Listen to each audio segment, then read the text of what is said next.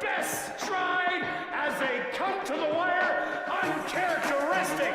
Three for peace, not giving up. Not will take the 74th running of the Manitoba Derby.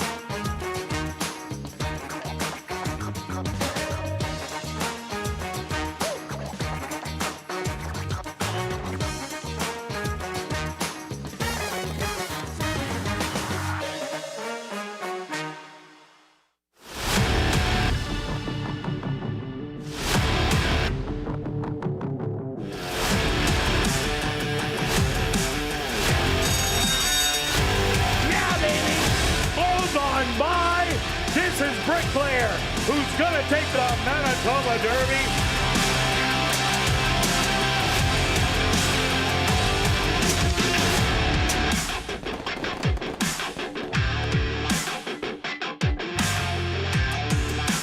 The Manitoba Jockey Club acknowledges that we are on Treaty 1 territory, and the land on which we gather is the traditional territory of the Anishinaabe, Cree, Anisininew, Dakota, Lakota, and Dene peoples, and the national homeland of the Red River Métis.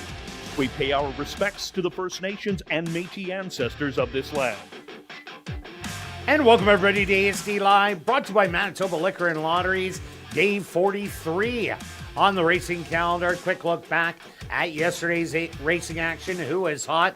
Well, on the jockey side, Demario Bino was, as he scored the hat trick on the card, giving him a little separation in the standings. He's now at 43. Antonio Whitehall at 40. Sven Balrup also had a win on the card with 34. Praven Badri hanging on with 29. And Rashad Knights with the win. He's at 20 on the trainer's side. Steve Keplin Jr. also had a win on the card, so he's at 35. Michael Nault had a good day. He won 2 with Demario Bino aboard both of those. So he's down by 9 with 26. Jerry Gorno with 21. And Jared Brown and Wendy Anderson both at 19. Stretch, what'd you see on the racetrack? Yeah, just a comment on your update there. We've got 50 days in the racing season. Do we get a jockey to get to 50? Do we get 2 to get to 50? Oh, I think both of them can get to 50. I could see them doing 2 a day. When Bino got the triple last night, getting the hat trick, that puts him on pace for 50 plus. But Antonio Whitehall, lots of live horses still left in the meet. So I think he's going to break the 50 also. Yeah, I think that's a good guide. Basically a win a day. It's pretty solid. Let's talk about yesterday's racetrack. Yesterday was one of those most neutral days you can get. Totally. The par times for each level were right there. We had the fair track coming from, you could win on the front, you could come off the pace, inside, outside. And truthfully, Kirt, I don't like those kind of tracks. And it makes it tough. It's already tough enough. Oh, it is. And I'm certainly not complaining, but just as a handicapper to understand why I'm not a big fan of it, is because now everybody looks at it. If you know the track has speed bias early, then you kind of look for the speed horses a little bit more. Some people may not pay that much of attention and just kind of keep taking the same closers that they like, or the reverse kind of goes on. And so that's what I kind of want and hope for. And then if my favorite one is on a speed track, a closer gets up as the one closer. That's a potential prime play. whereas a speed horse on the same day carries it, maybe a play against. Yes, 100% there. And yesterday we did have 3 horses go wire to wire, 2 stalkers, 2 deep closers. So you really can't get any better than that. And it was almost 3 deep closers getting the job done. And that was the Lieutenant Norm race.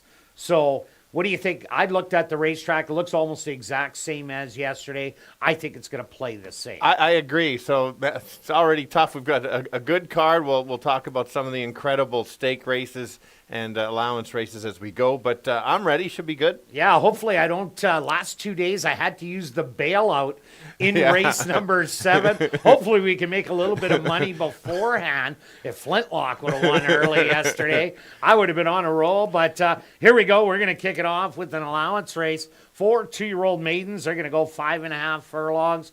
Couple of scratches in here. Scratch number 3, High Miler. Scratch number 4, Are You Not Entertained?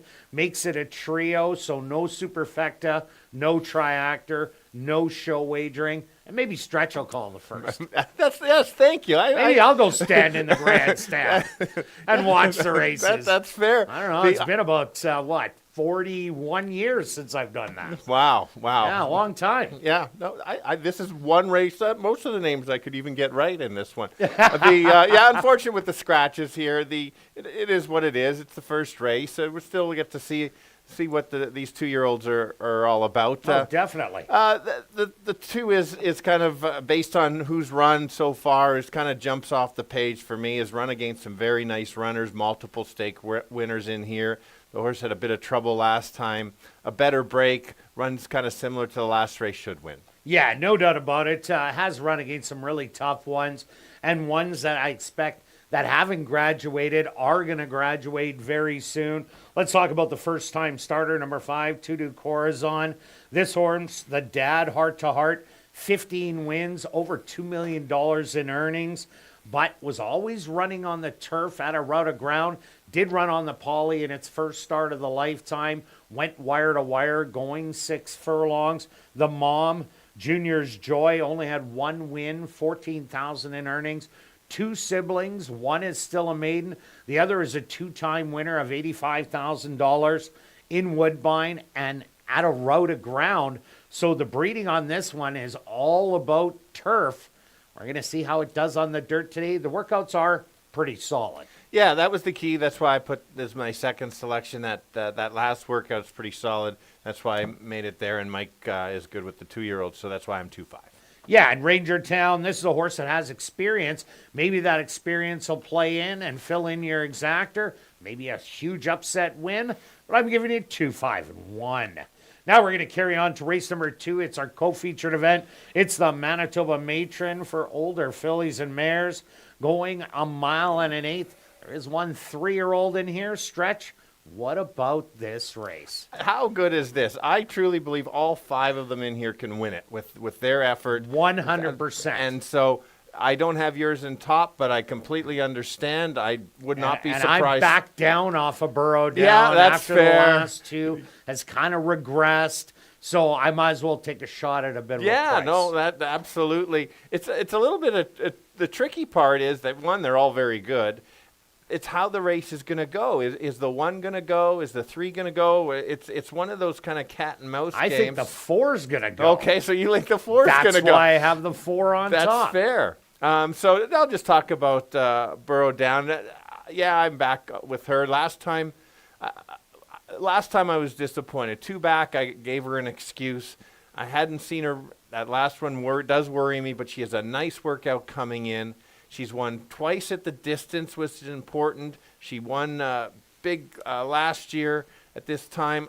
If she runs her race, I don't know if they can beat her. If she runs her top, if she regresses, then it's with this field, she might not even run in the money. Yeah, that's why I had to shoot for a That's price fair. Off that last race. That wasn't the same Burrow Down we've seen over the last 3 years. So I took a shot on number 4, Magic Chrome. Couple horses that could go to the lead. Welcome to Hollywood, Burrow Down, and Magic Chrome is the other one. I love how this horse stretched out last time, going from 5.5 furlongs all the way to 1 mile and a 16th, and ran absolutely huge, battling throughout. and then Baby Gundon swooped them all and got that win. But if nobody goes after Magic Chrome, and Magic Chrome can just sit in front, set the early pace, and slow it down just a little bit, I think Magic Chrome can go a long way, shows some really good route races down in Turf Paradise. And that last race with that stretch out from 5.5 to a mile 16th, I have to take a shot today. That's fair. I thought she ran the best race, but Yeah, she ran. And her start before was absolutely amazing. She won that so easily. Yeah, so I will talk about the three. This horse seems to have got better and better. I've watched her throughout her career, both here and Turf Paradise. I think as it's going longer, she's getting better. That race at Century Mile. Oh, boy, that patted our pockets. Absolutely it did. I know Jim Foxy got in trouble, but if you're going to give me 7-1, no kidding. I'm all over that every single time. This horse was wide throughout, kept grinding away, was 1.1 miles, so distance is not a problem. Is facing older, but it is September, so I'm not really that concerned at this time of year. Not at all. Absolutely, she could be the new one that starts winning all the races in now the older division. Yeah, what about Baby Gundon? Well, what you just called what could happen early, 1, 3, and 4 could battle, and then the 5 sits in the weeds and gets that perfect trip. The horse did get a perfect trip last time. No reason it doesn't get another perfect trip, and if that's the case, certainly can go back-to-back. Great race, 1, 3, 5. And I'm 4, 1, and 3. Now we're going to carry on to race number 3, an allowance optional, $17,500 claimer for 3-year-olds and up. They're going to go 5.5 furlong stretch. Ooh, designated hitter. Yes, solid allowance. Okay. Solid allowance race for sure. What a sequence we've got going. August 27th was interesting watching the race. Oh, was it ever? I don't know if I remember that all 6 in a race were across the track. I was listening to your race call, and it was like, are you serious? There's all 6 of them are across. Yeah. That's kind of what it seemed like you were thinking in there. The 4 in that race was the outside horse, and was widest and presses, and then dropped back and then came again. I was so impressed with that. I think that he runs so much better if he just makes that one run, and that's the key. So I thought, okay, this one might just sit back and make that run. Hopefully, won't be 6 wide. Well, yeah, it still could be 6. There's 6 horses. So well, it's on the inside. Anyway, if that's the case, that's why I had to go back to the horse, take a shot, just because I thought it had the worst trip of the bunch. Yeah, I ended up going to Northville Road, has been battling it out the last 2 times, and ran very good seconds. Rhodesia, very nice horse. Black Tika, another really nice horse. And it's that Black Tika race that I really like. Those 2 ding-dong from the gate all the way to the wire. And what a race that was. And that was going 6 furlongs. If it was 5.5 furlongs, I think Northville Road would have won that race. And that's why today's distance of 5.5, Demario Bino, absolutely on fire after winning the hat trick yesterday, will send this horse right to the lead. Play catch me if you can. You know he can battle to the wire. And with it being 5.5, I think it's his race to lose. Yeah, very fair. And that was kind of what I was going to mention. And that's why I was between 3 and 4 on who's on the top selection. They send this horse, could just steal it because it probably has the most pure speed. We both have the 5 in there. This horse showed more speed than expected. Comes back second off the layoff. I think it's going to be that much tighter. Normally it doesn't go to the lead and press, so I think another one that can sit back. But you're right, if the 3 gets loose, then these closers might not be able to get there. But the 5 is stakes place and has the class, so had to include it as you did, 4-3-5. Yeah, Mr. Stang had a great year last year. Last time out, just got a little bit tired, but the horse was off 2 months coming into the race. With that shortening up to 5.5, should be a lot tighter. So I'm going to give you 3, 5, and 4. Now we're carrying on to race number 4, kicking off $50,000 guaranteed pick 4 wagering with an allowance optional 12.5 claimer. For fillies and mares, 3-year-olds and up, they're going to go the 7 furlong distance stretch. Who do you like? Yeah, another good one in here. I know. It's just one after another. It's a bit of a broken record, but that's okay. I don't mind saying that. I think the 7's rounding into form. It's kind of funny how we switched horses here. Yeah. You're a big Bound to Heaven fan. I wasn't. I was a big Damn the Torpedoes fan. Now I pushed it back a little. Yeah, I'm actually surprised because you were so bitterness of last time that the 5 made that big move. But I have all 3 of my selections in the sequence bets. I just think that the Torpedoes is starting to round into form. You look back at last year where this horse was winning at this time, and I think this horse is better going the 2 turns than the 7 furlongs. Sits right back. Is probably just a touch better when she's running her top race than the rest of them in here. I don't know if she still has that same turn of foot, but if she's within a length or 2 at the top of the lane, watch out. She's a grinder and gets there. Yeah, I expect her to make her move early like she did last time out. Sum It Up ended up going wire to wire in there. But number 5, Bound for Heaven, this is a horse that's really coming into itself. Won the 10-on-3 lifer rather easily last time out when it ended up taking the drop in class. Had previously shown speed. There really isn't a lot of true natural speed in here. So I think Neville Stevenson just might press that early lead.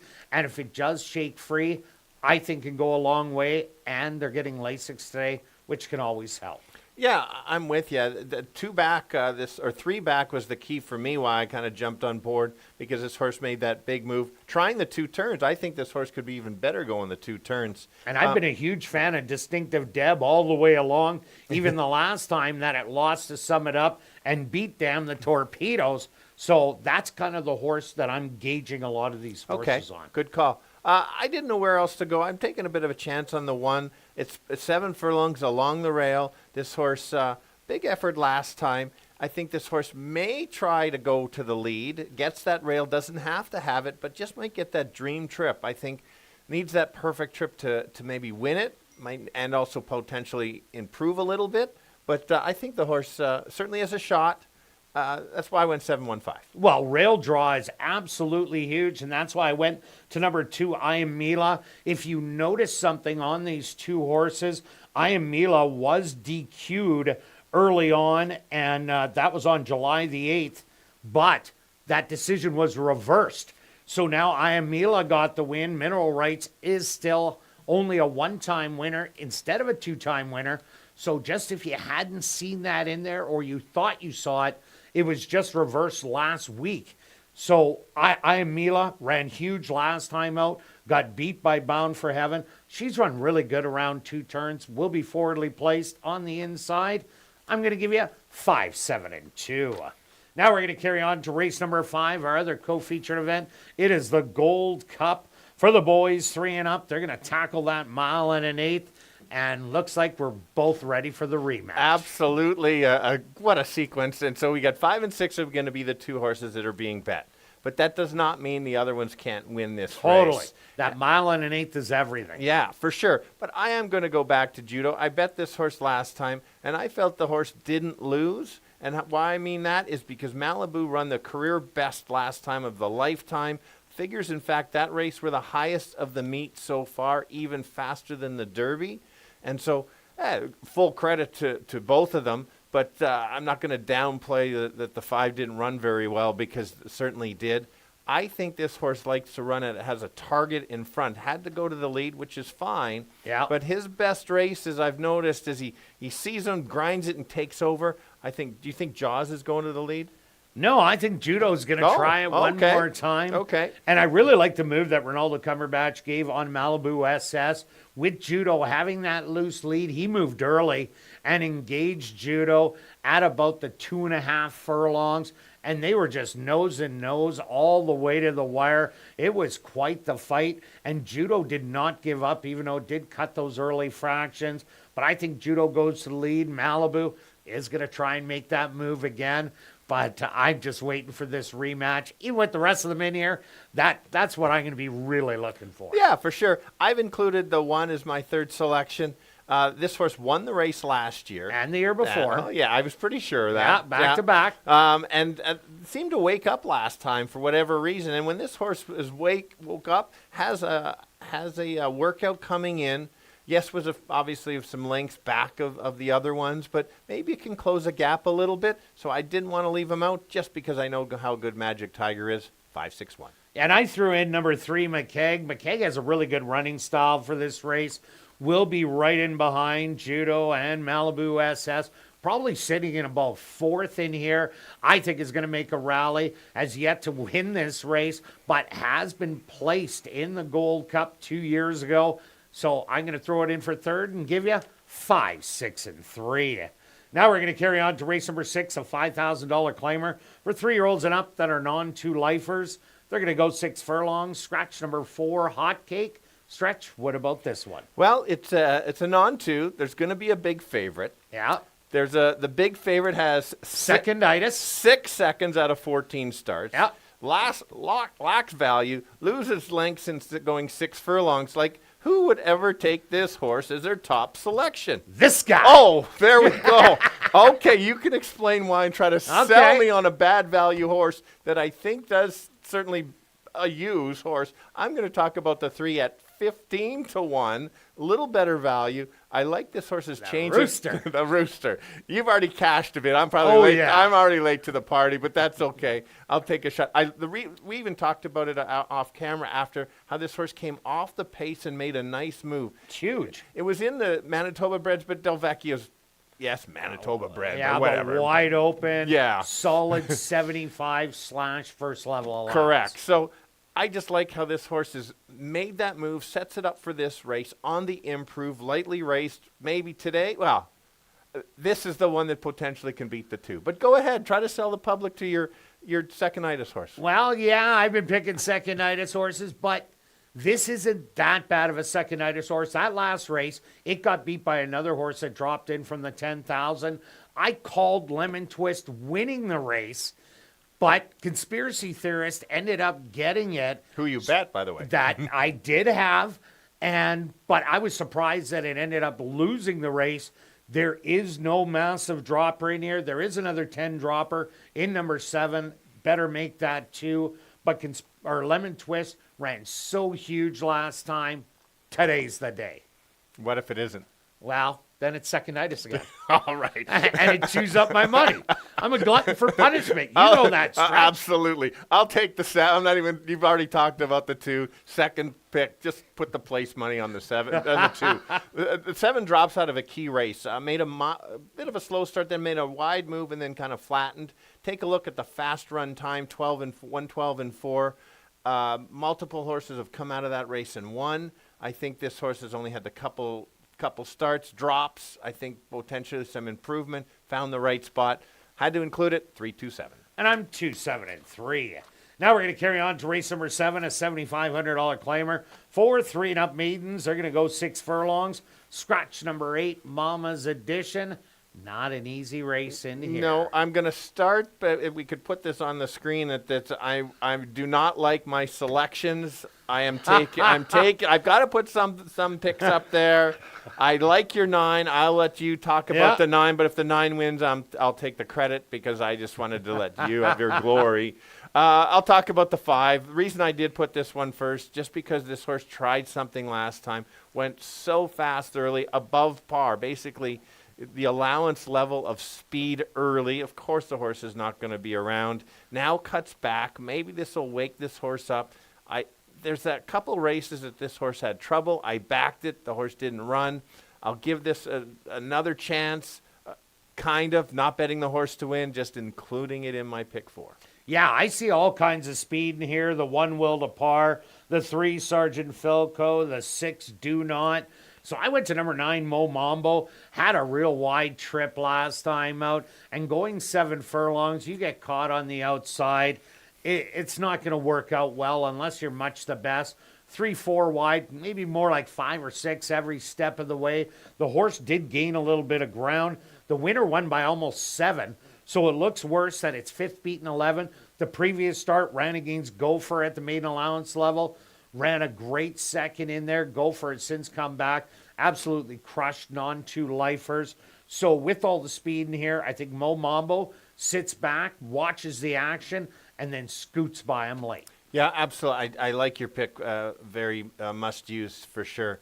Beth wouldn't let me put 4 squares up there. Yeah, she's a stickler for rules. Okay. Anyway, let's talk about the 6. Could be the speed of the speed. Drops back to the claiming ranks. It has been in the claiming ranks before. Can sit close. can be on the lead. I think you've got to include it. Again, it's not a win bet for me, but don't want to leave it out. Yeah, and also look at number 3, Sergeant Philco. This horse ran a pretty good race last time out. Yes, 7th beaten 7 in the end, but showed good speed. That was only the 3rd start of the year for Sergeant Philco. I think now is fit and ready to go. I seen a lot to like last time out. Only lost to number 6, Do Not, by a couple of lengths. So in saying that, I know Do Not is going to be well bet. Sergeant Philco won't. You lose by 2. You're a little bit fitter after having that start. You had 7 furlongs. You cut back. And now you're forced start off the layoff. I think this horse can run huge at a huge price. Yeah, that's fair. My troubled horse is the 2. It's just please get out of the gate. This horse doesn't like to get out of the gate. And last time didn't get out, made the wide move. Finished basically evenly. The winner won by open lengths at 6 and 3/4. So it was a length out of second. Yeah, so just a better trip, 25-1, small shot, no world beaters in here. That's why I'm 5-6-2. And the first time starter, number 4, Canadian Lights, out of Saturday Night Lights, a 10-time winner of 200,000, 6 furlongs to a mile 16th. The mom, Canadian Rose, 8 wins, 50K. From 6 furlongs to a mile and an eighth. But this is the first foal, so not a lot to go on. So I'm going to give you a 9, 6, and 3. Good luck with all your wagers this evening, and I'll be right back with the changes on this evening's Card of Racing.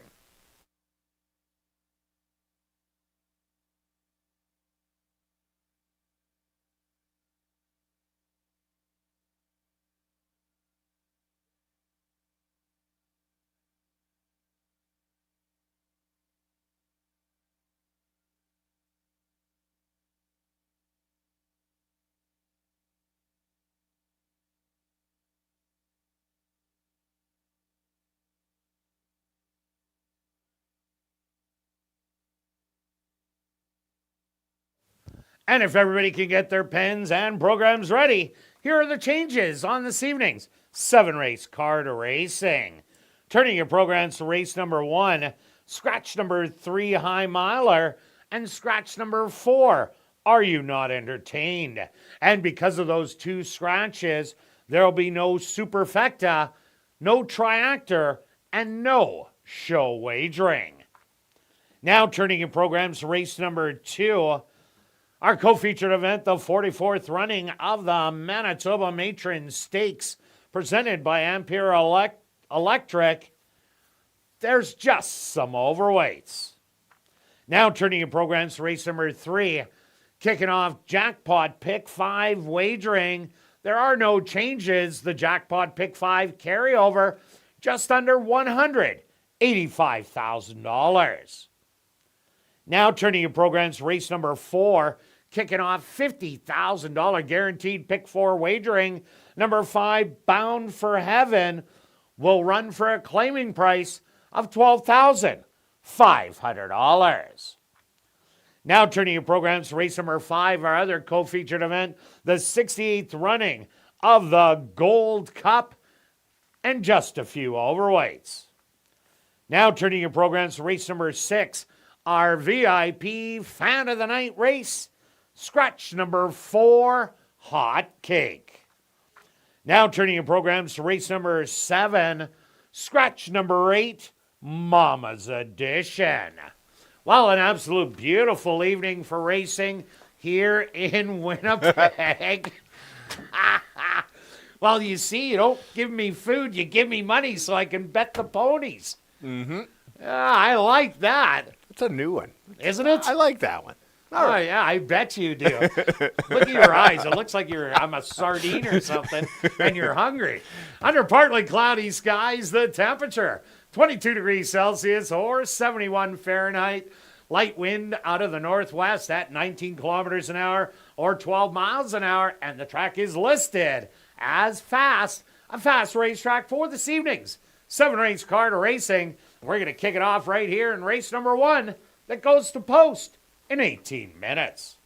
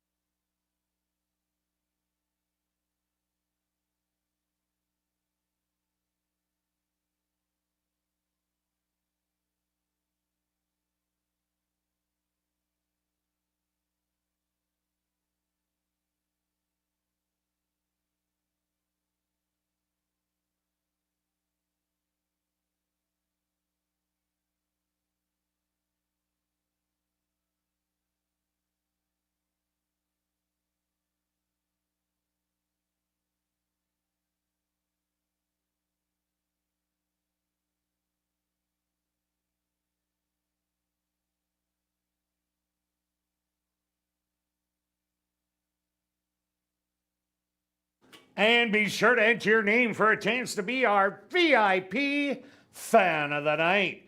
Ballots are available in the lobby. If your name is drawn, you're going to get the VIP treatment, including a $25 wagering voucher. You're going to get an ASD t-shirt. You're going to get an ASD ball cap, autographed by myself and Stretch.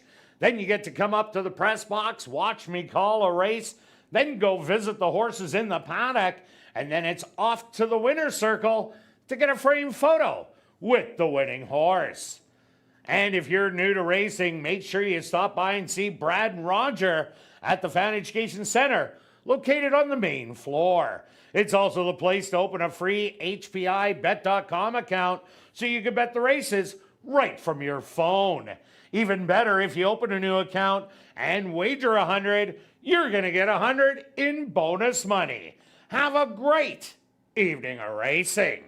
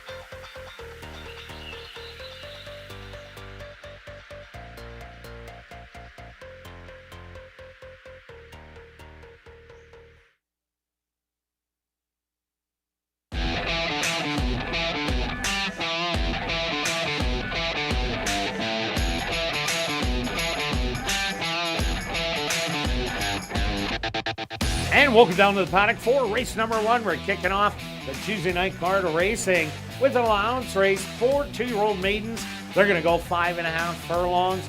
Scratch number 3, High Miler. Scratch number 4, Are You Not Entertained? And because of the 2 scratches, delete Superfecta, delete Triactor, and there will be no show wagering stretch, and a massive favorite in this trio at 2-5. Yeah, I think so, and deservedly so. Just the company that this horse is been going so many good races. I'm just yeah, we could only imagine undefeated in 3 starts. Mighty Mikey, a win and a second in a stake, and Neytiri was stake placed and got the win over Are You Not Entertained? That was also stake placed. Correct. And then to add to it, this horse struggled out of the gate a little bit, still ran a nice race. I think it'll be interesting to see if this horse just goes to the lead, because the 5's a firster. Not sure what it's going to do, but it's all about turf and routes. Yeah. And so anyway, I think nothing really to add other than it's easily the most likely winner on the card. And you get a hot jockey in Demario Bino, who had the hat trick yesterday. I got to talk about number 5, To Do Corazon. Well, the dad, heart to heart, 15 wins, $2 million in earnings, mostly on the turf at a route. Speedball won its first lifetime outing on the Poly, going wire to wire. As I think it was about 3-1 on the board, but won really easy by 6. The Mom Junior's Joy, 1 win, $14,000 in earnings, has 2 half siblings. One is a maiden, the other a 2-time winner of $85,000 at a route of ground in Woodbine. Does have some good workouts coming in. I like that July 5th, 37-2 out of the gate, and most recent half mile in 49-3. We're going to see how this one does on the dirt, because only the mom tried the dirt, Junior's Joy. Dad didn't.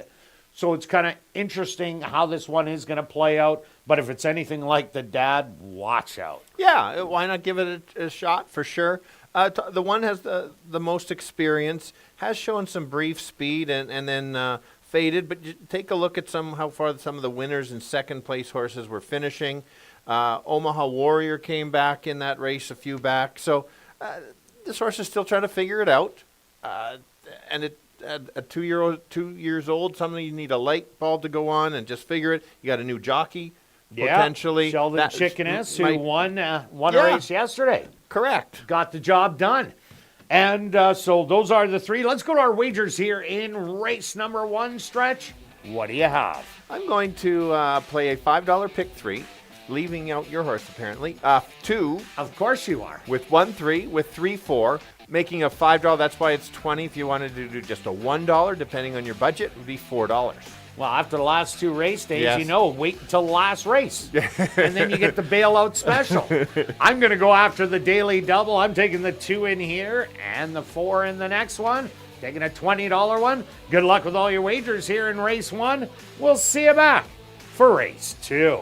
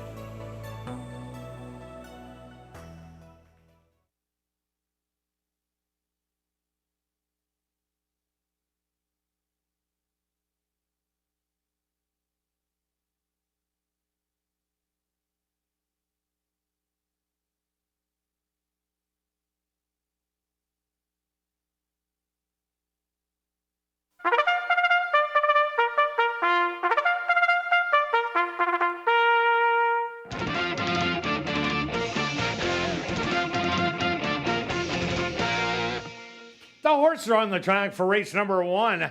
They're going to go 5.5 furlongs for $20,000. Number 1 is Ranger Town, owned by Henry Witt Jr., trained by Jerry Gorno, with Sheldon Chickeness. Number 2 is The Right Way, owned by Win Answer Stable and Keith Wright, trained by Wendy Anderson, with Demario Bino. Number 3, High Miler, was scratched. Also scratched number 4, Are You Not Entertained?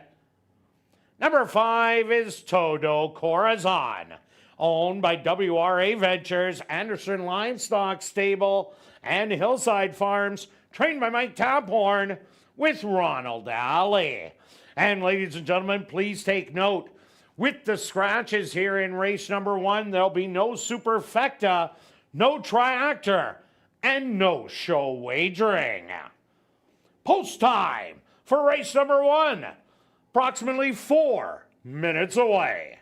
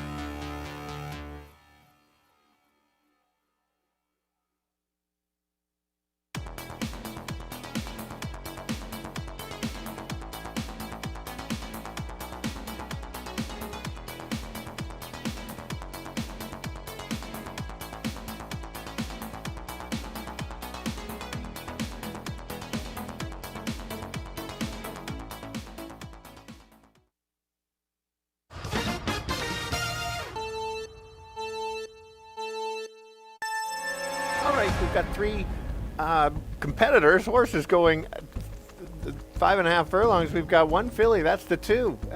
Big favorite on the board. If she runs back to her last few, she's certainly going to be tough to beat. The 5 has never started, so that's your unknown in here. That's why it's my second pick. The workouts in the morning say he can run. He can run to the workouts. Maybe he can challenge the 2, but I'll give you 2 and 5. Kirt? Yeah, Stretch, I'm with you on the 2. He's been beaten by a lot of stakes winners and has run absolutely huge. Ranger Town is a little off it in here. Has been beaten double digits in quite a few starts, but does have a bunch of starts under the belt. And Todo Corazon, the 5-horse, the first-time starter, very well bred, but the breeding is all about the turf. The dad did win its first lifetime outing easily by 6 lengths and is all about early speed. Mom, not so much, but I'm with Stretch. I'm also going to give you 2 and 5. Good luck here in race number 1.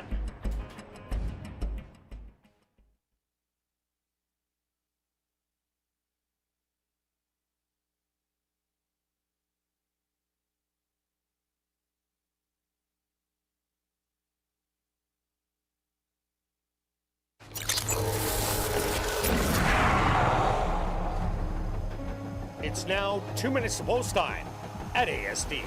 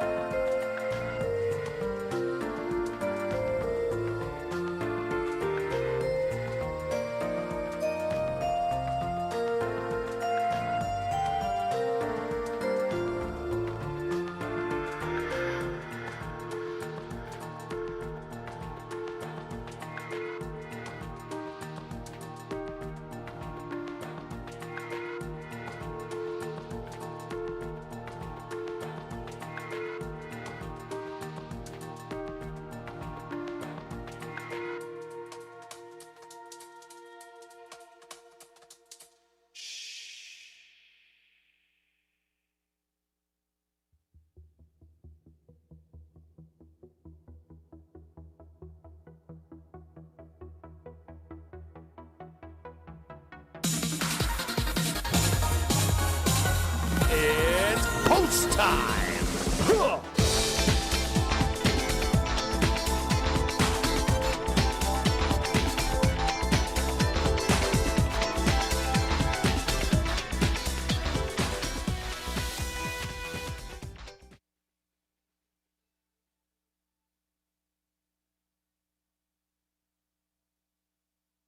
Rangertown will be the first of the 2-year-olds to enter the starting gate.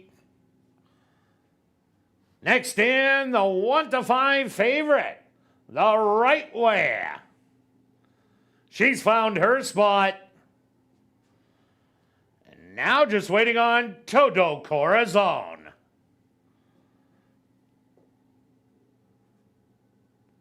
They're all set. They're at the post. And they're off. From the inside, that's Rangertown. Hard hustle to grab the early lead.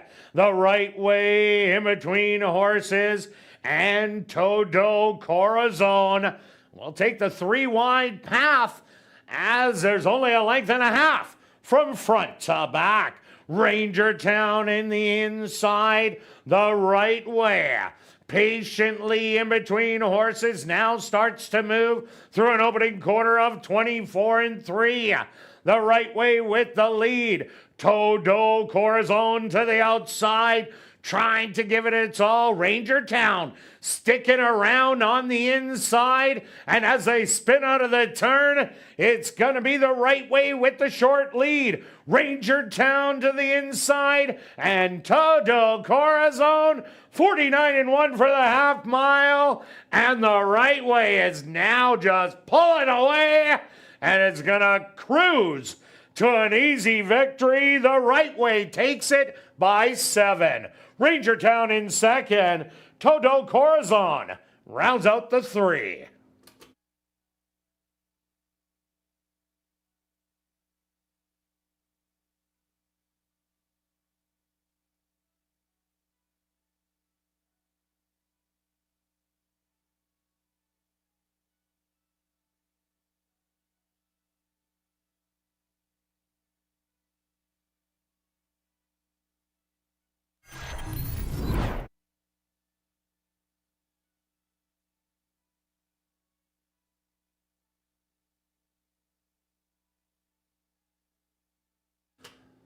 The Stewart's opposed to number 2, the Right Way, as your race winner. Second goes to number 1, Rangertown. And third to number 5, Todo Corazon. They went the opening quarter 24-3, the half 49-1. 5 furlongs, 102.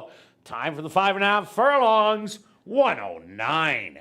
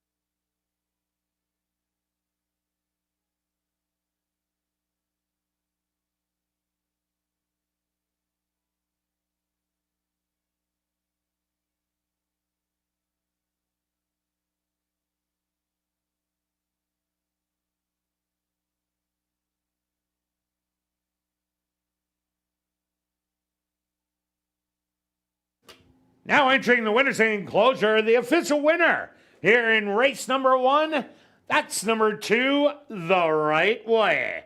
The Right Way is a chestnut filly, 2 years old, by Basin, out of the mare Heidi Go by Indigo Shiner. Owned by Wind Answer Stable and Keith Wright, trained by Wendy Anderson, and ridden to victory by Demario Bino. Time for the 5.5 furlongs, 109.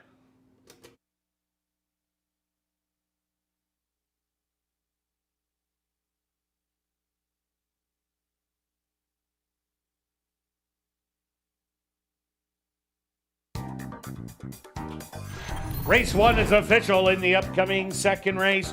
Our co-featured event, it's the 44th running of the Manitoba Matron Stakes, presented by Ampere Electric. For older fillies and mares 3 and up, they're going to go 1 mile and an eighth. There are no changes. Rolling doubles and rolling pick threes. Here in race number 2, they'll go to post in 15 minutes.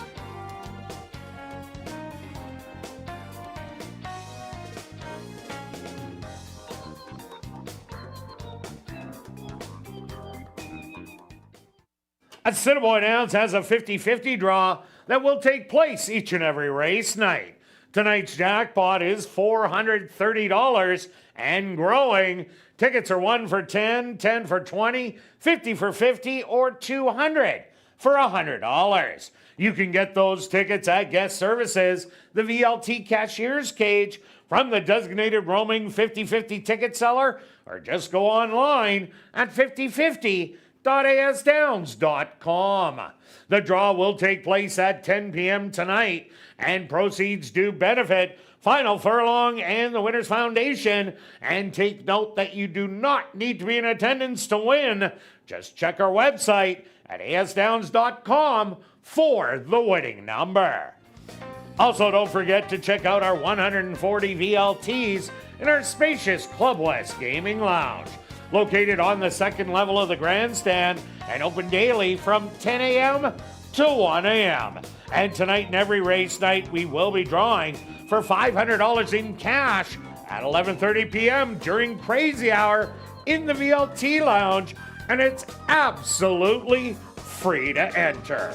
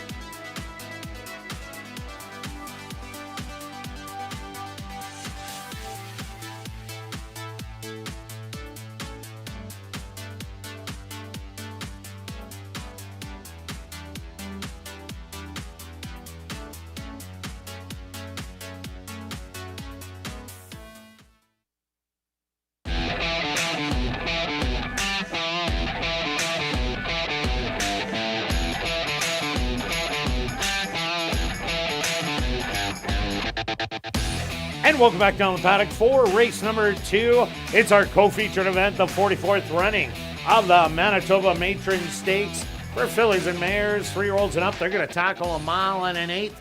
Quick look back at race number 1. While the trio, the right way, didn't disappoint. DeMario Bino kept Ranger Chown in check.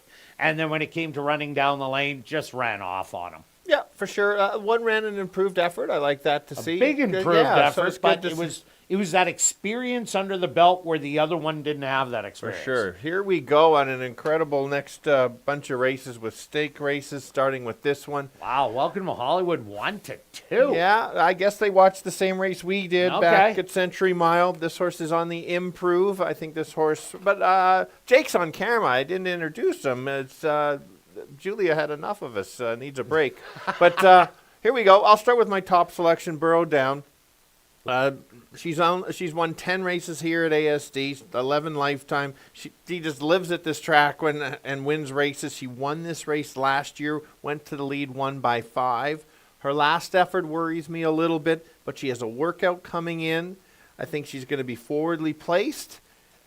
Distance is certainly not the problem. If she runs back how she can, she's going to be tough. 5 to 1. I've never seen her at 5 to 1 here. Yeah, no doubt about it. Usually she's 1 to 2 in around that variety. I end up going to number 4, Magic Chrome. Magic Chrome got the tightener back in July 22nd, then came back with a huge effort going 5.5 furlongs, winning by 3 lengths, and then stepped it all the way up to a mile and a 16th and ran a really game second as it was battling throughout. And then Baby Gundan shot on by right in the end. But I don't see a lot of speed to go out there. Burrow Down could. Welcome to Hollywood could. But Magic Chrome, the way it ran last time out, I'm sure the instructions are go to the front, try and steal it. And that's why I like Magic Chrome in here. Okay. Is it like a let it ride quote, go fast and win? Because that's the only way I think Magic Chrome can do it in here. That's fair. Let's take a look at the 3. Bunch of money early on. That makes sense. She looked so good last time, being wide throughout. Just grinded away, kept going. She did get tired really late down the lane. She did, which does make sense after the wider trip for sure. I remember back in Turf Paradise, she made a big move on the turf, and that's when I said going long is her thing. And so she has gone to the lead, but the time she was 15 cents on the dollar, she was just so much the best and got pulled to the lead. These are better than that field, but I think she can handle it. Yeah, this is about 10 times tougher than that field. Also look at number 5, Baby Gundan. Baby Gundan really showed her late run last time out. Watch the early actions. The fractions were solid as they went to 6 furlongs in 1:12 and 4. And then Baby Gundan just coming at the head of the stretch, started kicking it in, and boy, she looked like the winner at the 8th pole. She blew on by and got the win. I don't think there's going to be a 112 in here today. I think it's going to be more like 114, and if it is 114, Baby Gundan might have to try and make that move a little bit earlier, so that's why it's a little cold on the board right now at 4 to 1.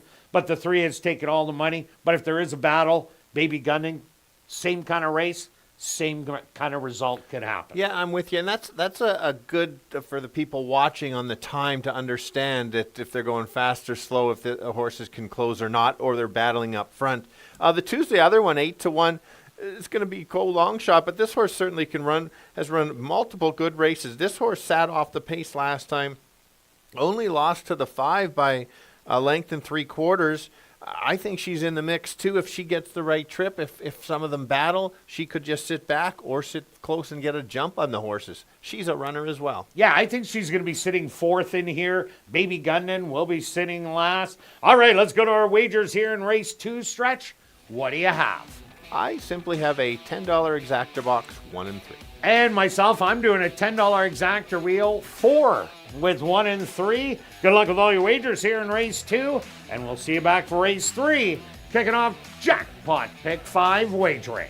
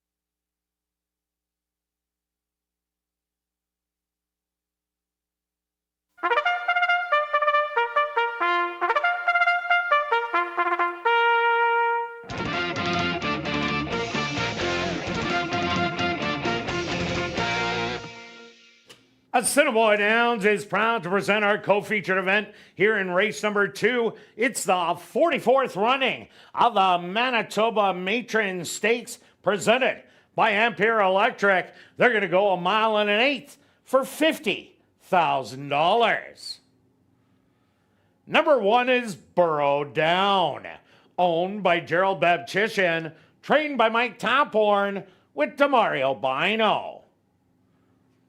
Number 2 is Marvelous Lady, owned by Arneson Farms, Drop-In Racing, James Keplin, and Parker Wallette, trained by Steve Keplin Jr. with Sven Balrout. Number 3 is Welcome to Hollywood, owned by Jared Brown and John Gannis, trained by Jared Brown with Antonio Whitehall. Number 4 is Magic Chrome, owned by Kirk Sutherland, trained by Rick Wise with Ronald Alley. Rounding out the field is number 5, Baby Gundon, owned by Henry Witt Jr., trained by Jerry Gorno with Javaniel Patterson.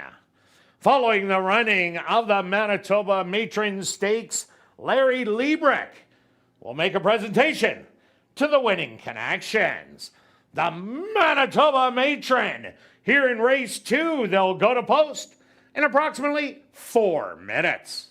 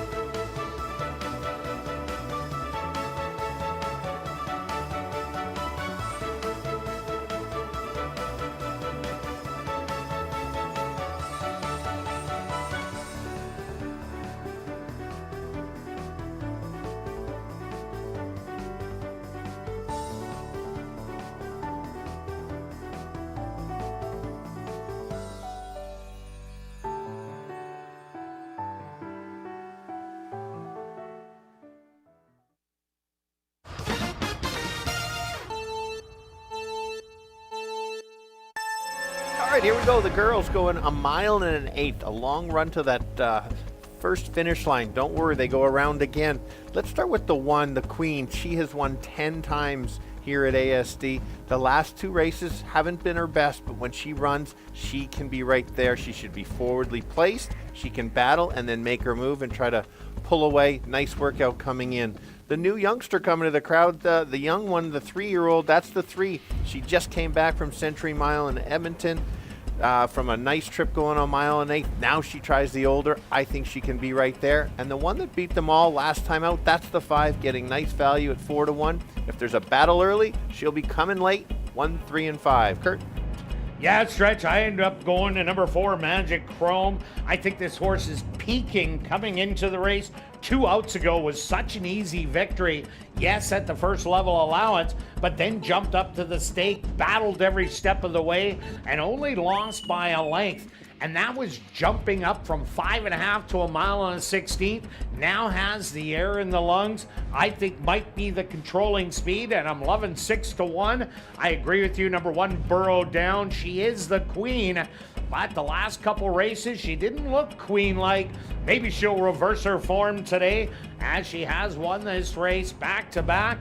And also number 3, Welcome to Hollywood, the up-and-coming 3-year-old who's absolutely flourished in the last few months. So I'm going to give you a 4, 1, and 3. Good luck here in race number 2.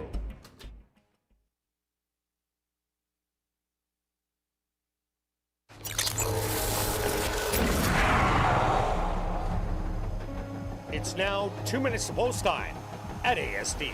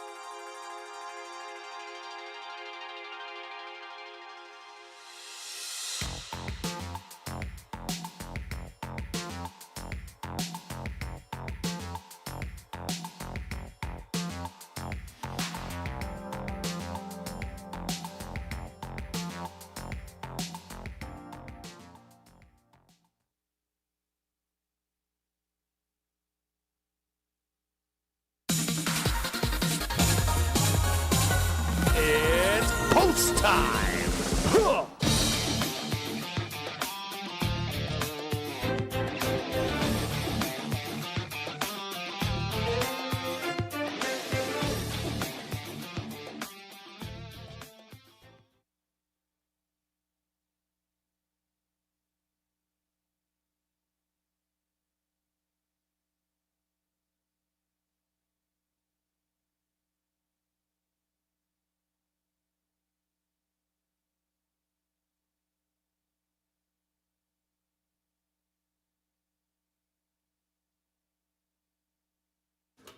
Burrow Down leads the fillies and mares into the starting gate.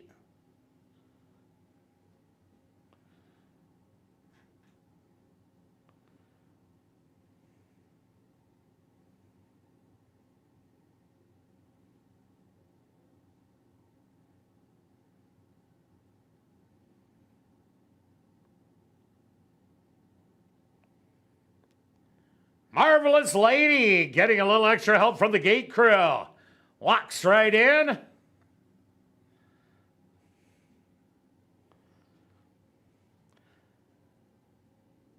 Next up, the 4 to 5 favorite. The 3-year-old Welcome to Hollywood. She's in. Just 2 left to load. Magic Chrome. And now just waiting on Baby Gundin. They're all set. They're at the post. And they're off in the 44th running of the Manitoba Matron.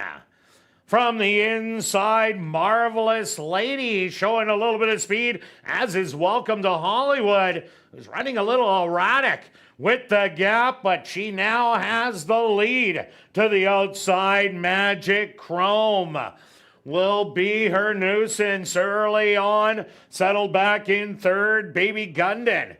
Up close early with Marvelous Lady, and burrow down in an unfamiliar position will be the trailer. The opening quarter, 24-3. Welcome to Hollywood. Still in control by 3/4 of a length with Magic Chrome to the outside. Burrow down has moved up in third on the rail. Baby Gundin fourth, and Marvelous Lady the trailer. 3 lengths right, front to back.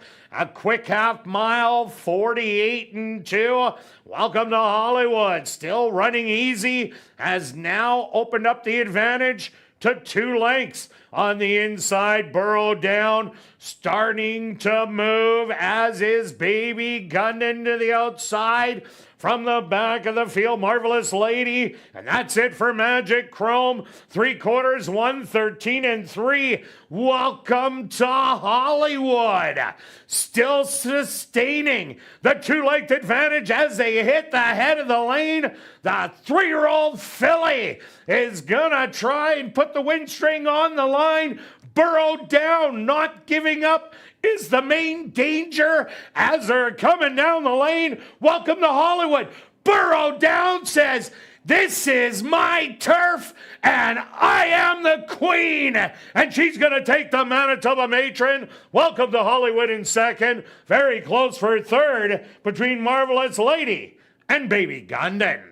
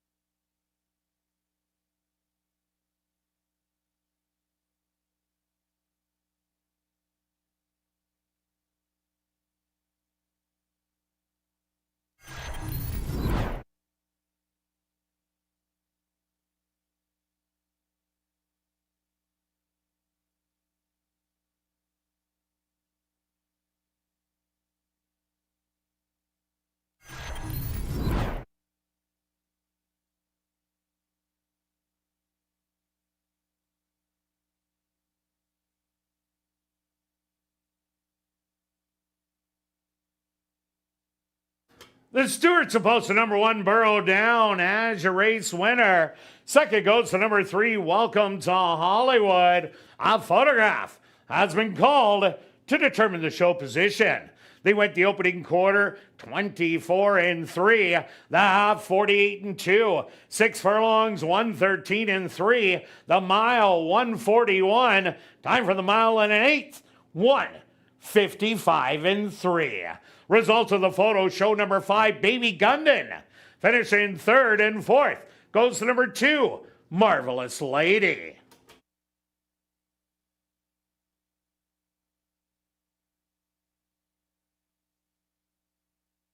Now entering the winner's enclosure, the official winner of the 44th running of the Manitoba Matron Stakes, presented by Ampere Electric. That's number 1, Burrow Down. Burrow Down is a dark bay brown mare, 6 years old, by Connect. Out of the mare True Endeavor by Aftermarket. owned by Gerald Babchishin, trained by Mike Taphorn, and ridden to victory by Demario Bino. Time for the mile and an eighth, 1:55.3. Assiniboia Downs is very pleased to have on hand Larry Liebrecht from Ampere Electric to make presentation to the winning connections. Also, congratulations goes out to jockey Demario Bino, who scores the early double. 2 wins for jockey Demario Bino. Race 2 is official. In the upcoming third race, kicking off Jackpot Pick 5 wagering, there are no changes. We will carry on with the rest of the changes in this evening's Pick 5. Turning your programs to race number 4, number 5, Bound for Heaven. The claiming price should read $12,500. There's no changes in race 5. Turning your programs to race number 6, scratch number 4, Hot Cake. Now turning your programs to race number 7, scratch number 8, Mama's Edition. Jackpot Pick 5 wagering with a carryover of just over $184,000. They'll go to post in 15 minutes.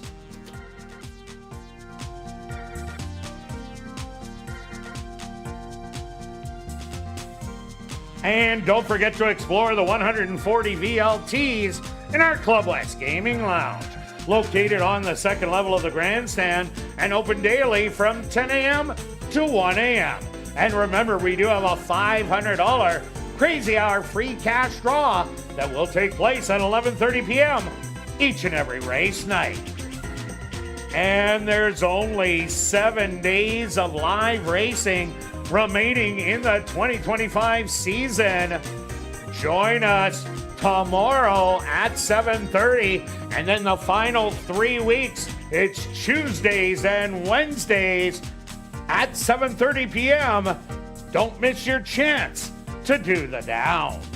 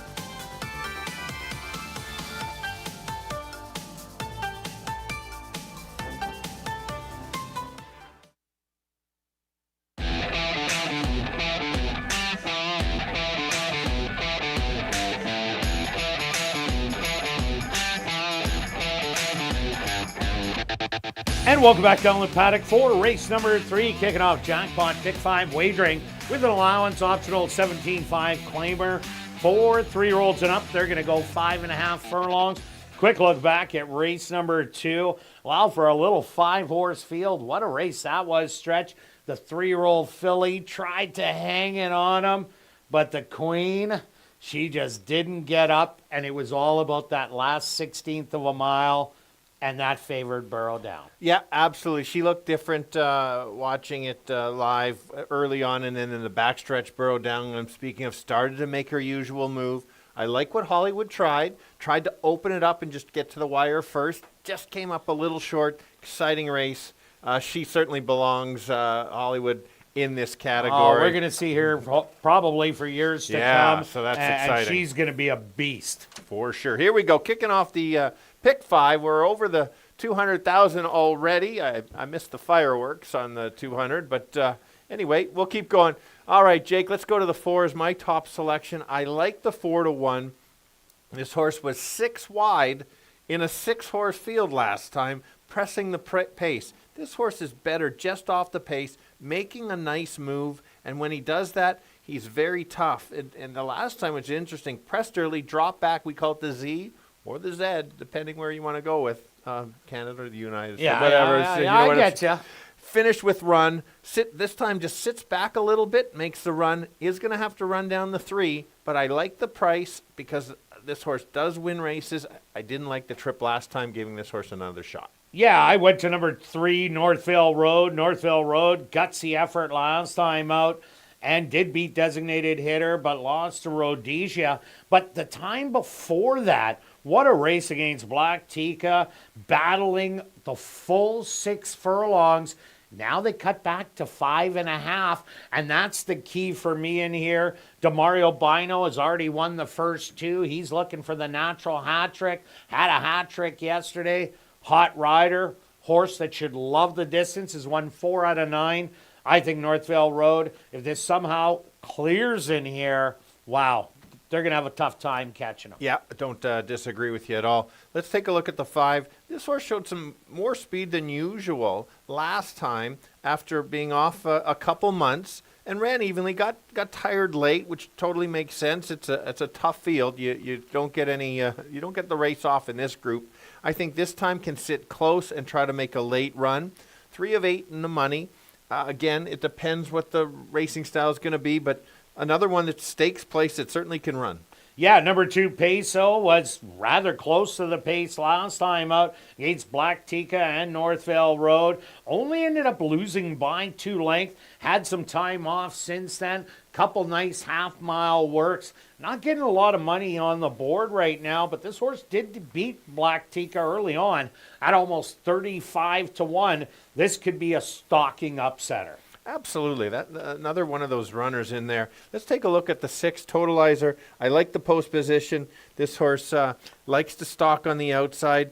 Tried to show speed last time. I like when there's another one that kind of sits back and makes his usual outside move. Sherry Lang has the horse now, and so we'll see if she can put this horse to the winner's circle. Well, she's had this horse previously, and this horse has run at this level, but unfortunately ran into Lansdowne in judo. And, that wasn't an easy race. And number 1 is Freezem. Will offer a bit of pace to the race. Was beaten by Designated Hitter and Totalizer last time out. Now you got to add in Northville Road, Mr. Stang, and Peso.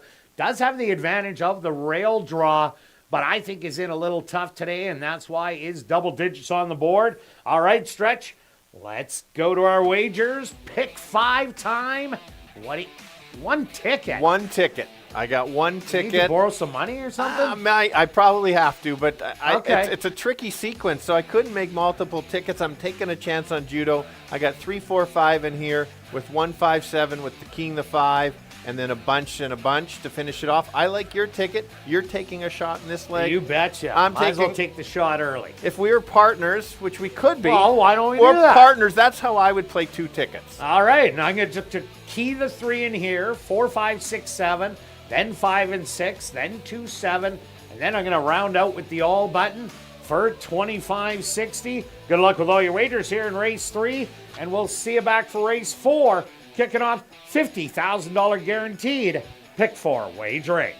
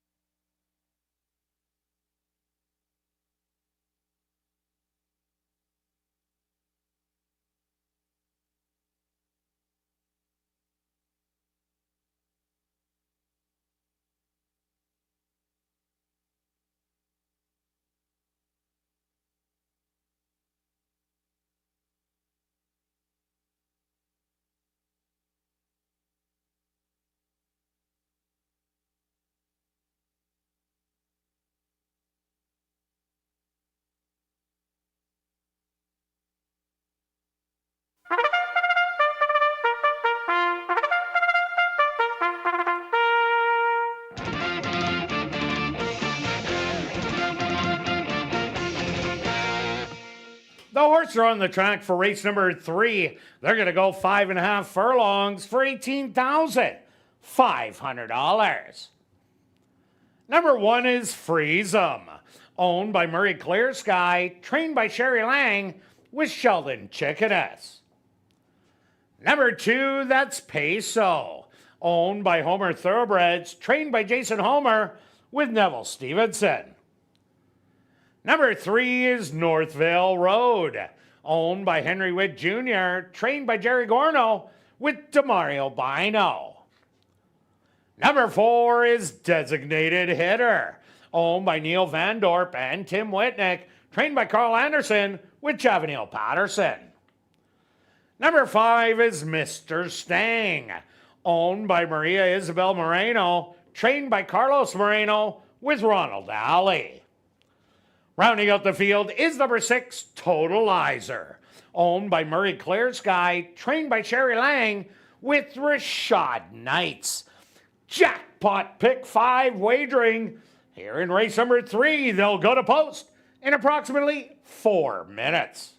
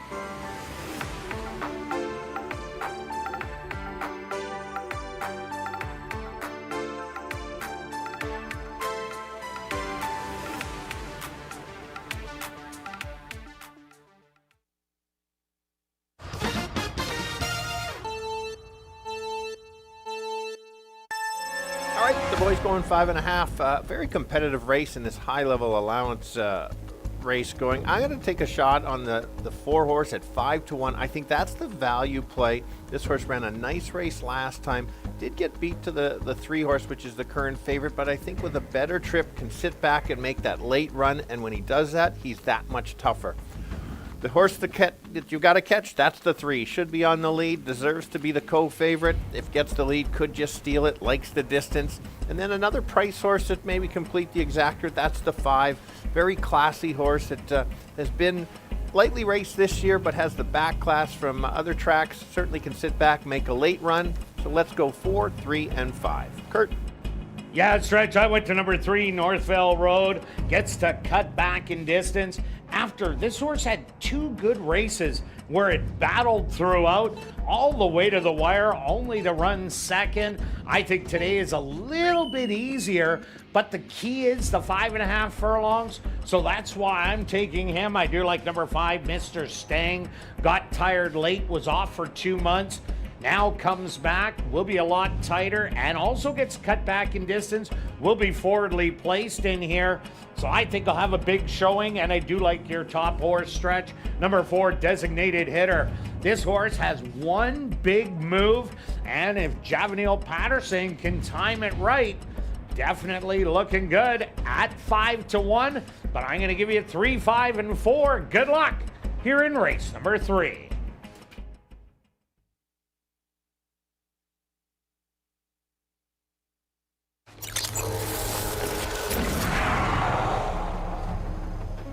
It's now 2 minutes to post time at ASD.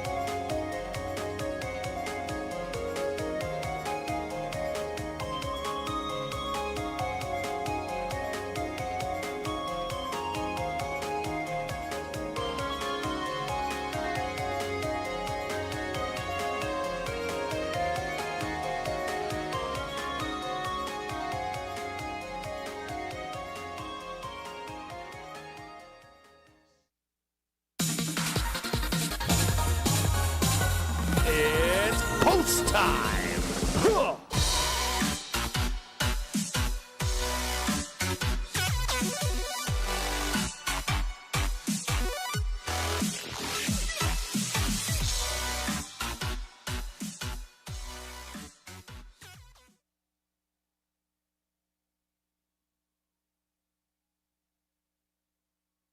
Freeze them. The first one into the starting gate. Peso walks right in. Next up, Northville Road.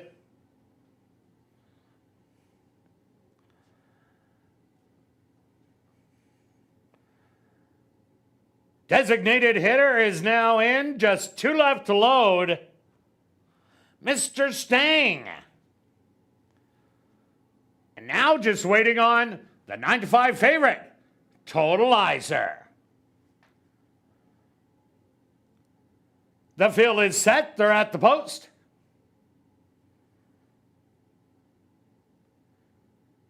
And they're off. From the inside, Northville Road goes out to grab the early lead with Designated Hitter.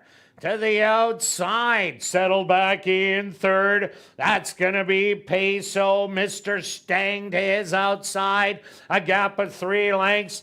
Going to be your trailers, Freeze 'em and Totalizer. Northville Road on the inside, on the outside, Designated Hitter. They cut the opening quarter in 23-3. Mr. Stang in third, gonna try and reel him in.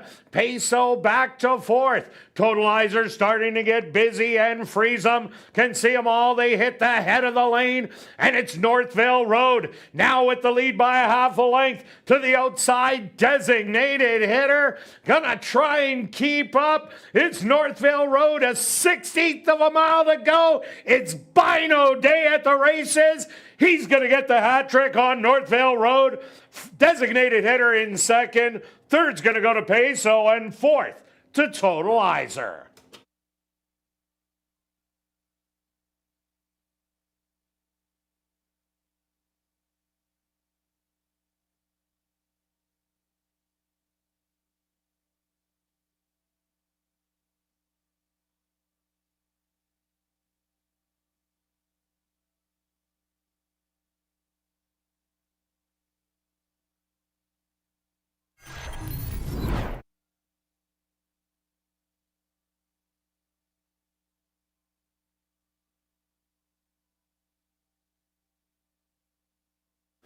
The Stewart's opposed to number 3, Northville Road, as your race winner. Second goes to number 4, Designated Hitter.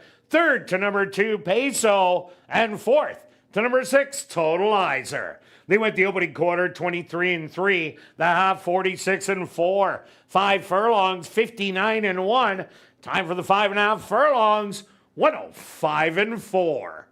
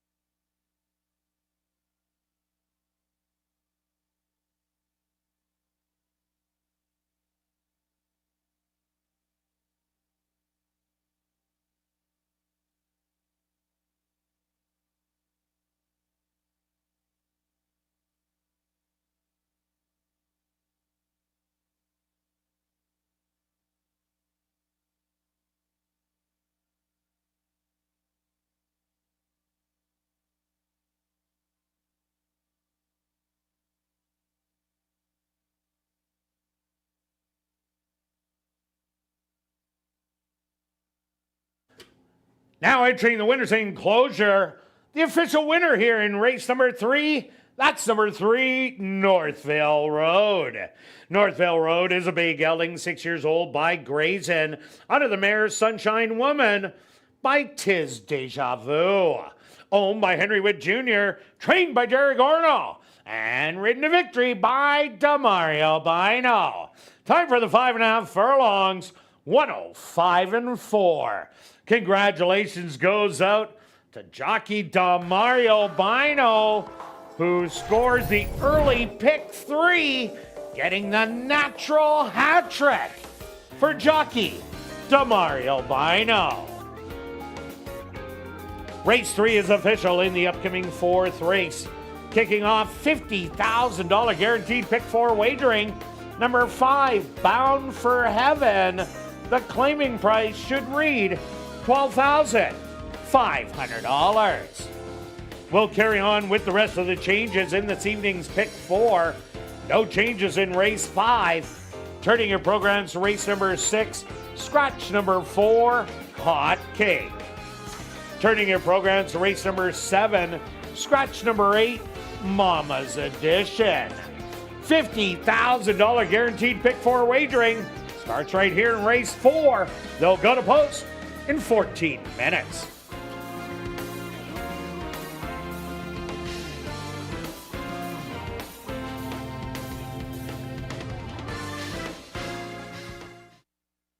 And ladies and gentlemen, we've drawn our VIP Fan of the Night. Congratulations goes out to Becky Rudd. That's Becky Rudd. Congratulations. You're our VIP Fan of the Night. You have 10 minutes to report to guest services on the main floor, South End. And a reminder to get your 50-50 tickets. The jackpot, $750, and growing. Tickets 1 for 10, 10 for 20, 50 for 50, or 200 for $100. You can get your tickets at Guest Services, the VLT Cashier's Cage, from the roaming 50/50 ticket seller, or just go online at 5050.asdowns.com. Ticket sales will close at 9:50 p.m. The draw takes place at 10 p.m. tonight, and proceeds will benefit Final Furlong and the Winners Foundation. And take note that you do not need to be present to claim your prize. Check asdowns.com for the winning number.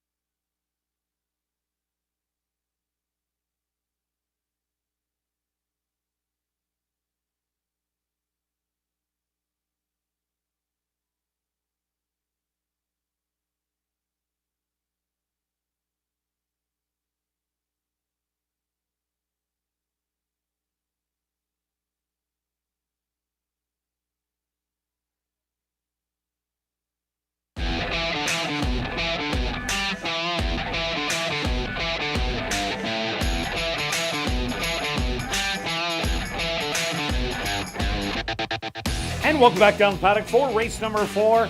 Kicking off $50,000 guaranteed pick 4 wagering with an allowance optional 12-5 claimer for fillies and mares, 3-year-olds and up. They're going to go the 7 furlong distance. Quick look back at race number 3. While designated hitter didn't want to let Northvale Road have the lead and control things, so adopted the other style that designated hitter has. Not as effective, but they had to try something. It still ran really well, but Northville Road, that 5.5 was everything, I think. Yeah, I agree completely. I like that they tried, because if they just let the 3 go, then there's no chance. And Absolutely. And so not. to run a good race battle till the end, very good horse race. We'll keep it going. Pick 4, good sequence, I think, anyway, in here. Lots of directions you can play. I'm going to start with the 7 on the outside. Look at that. Jake's ahead of me. Going with the torpedoes. What, Bino? Imagine that. Yeah, why not? Going for 4 in a row. She's turned it around the last couple races. I was impressed with probably even the last one more than the other one, because of how tough that field was with Summit Up and Distinctive Deb and a few other ones. There was You got both names right, Stretch. I'm warming Holy. up. I'm warming up to call the races later. Wow. Warming up to call. Okay. Just trying to practice with that. This horse, again, I like the 2 turns too. Last year, September 4th in 2024, similar level, actually even tougher, you could say. Sat off and made a late close. Similar effort, right to the winner's circle. Yeah, the other one I like, number 5, Bound for Heaven. This could be the speed of the race, and that could be real valuable. Last time out, dropped in from the allowance to the 10 on 3s and was forwardly placed in there and ran down Cumberland Falls rather easily to draw off to win by a length and a quarter. The previous 2 starts, tried a couple different things, but ran a good race against Distinctive Deb, Magic Chrome 3 outs ago. Gets Lasix for today's start. I think Bound for Heaven, if it does hit the front, they might have a hard time catching her. Yeah, and that's fair. That's why I did include that one in there. My bit of a price horse was the one along the rail. 2 starts ago was in post 7 and managed to clear and battled right till the end just to get tired late. Last time comes off the pace. So I do like that they tried both ways. I think now you go from outside to inside, could get that dream trip. Even if the 5 goes, she might get that rail trip and just try to take over, or try for the lead and you know, who knows what after that, could try to steal it if the 5 sits back. Yeah, no, number 2, I Am Mila. That's my longer shot in here. I Am Mila, always forwardly placed. Usually when they go around 2 turns, was sitting 3rd 3 outs ago at this same level and ended up running 5th, but only got beat by length and 3/4 in the end. The comeback race against Bound for Heaven, sat back and made a late charge at the end. I think the inside draw will suit her really well, and she's going to get a dream trip if the 5 goes. I think she sits 2nd or 3rd. For sure. Let's take a look at the 3. Last time didn't help herself, not breaking sharp, and then just tried the best ones on the ground. It was an okay effort. 2 back was a nice effort. Finished with run, kind of ran out of ground going the 7 furlongs. I think if there is a battle, this one can close. It's just needs the right trip. Certainly belongs in this group. You're getting 18-1. Great value. And number 4 is Casually Classy. This is a 3-year-old tackling older. Ran 3rd in the Oaks behind Welcome to Hollywood. After running behind Welcome to Hollywood in the Jack Hardy 3 outs ago. Didn't run a bad race last time out. Had a wide trip every step of the way. This horse wants to sit back, make one last charge. And if you're looking for bombs away, definitely this could be it. Yeah, and let's take a look at the 6. This horse just likes to win. Won a big effort last time. Moves up in class. I think the horse, based on figures, certainly belongs in this race. Workout coming in. Certainly could get the right trip. Could also be on the lead or near the lead. So won't get left out. Don't forget that one, too. Yeah, and 2 outs ago, lost East Coast Cowgirl, who jumped up and won the first level allowance. All right, Stretch, let's go to our wagers. Pick 4 time. What do you have? Here's my 2 tickets. There we go. All right. 1, 5, and 7. Key in the 5. And then the same 4 and 4. And then taking a chance with the torpedoes. And then 5 and 6, kind of as a saver there. With the same 4, I can get it twice if I get the right combo. Away you go. All right, now I'm going to take 5-7 with 5-6 with 2-7, and then 3-5, 6, and 9. That's going to be $32. Good luck with all your wagers here in race 4, and we'll see you back for our other co-featured event in race 5. It's the 68th running of the Gold Cup.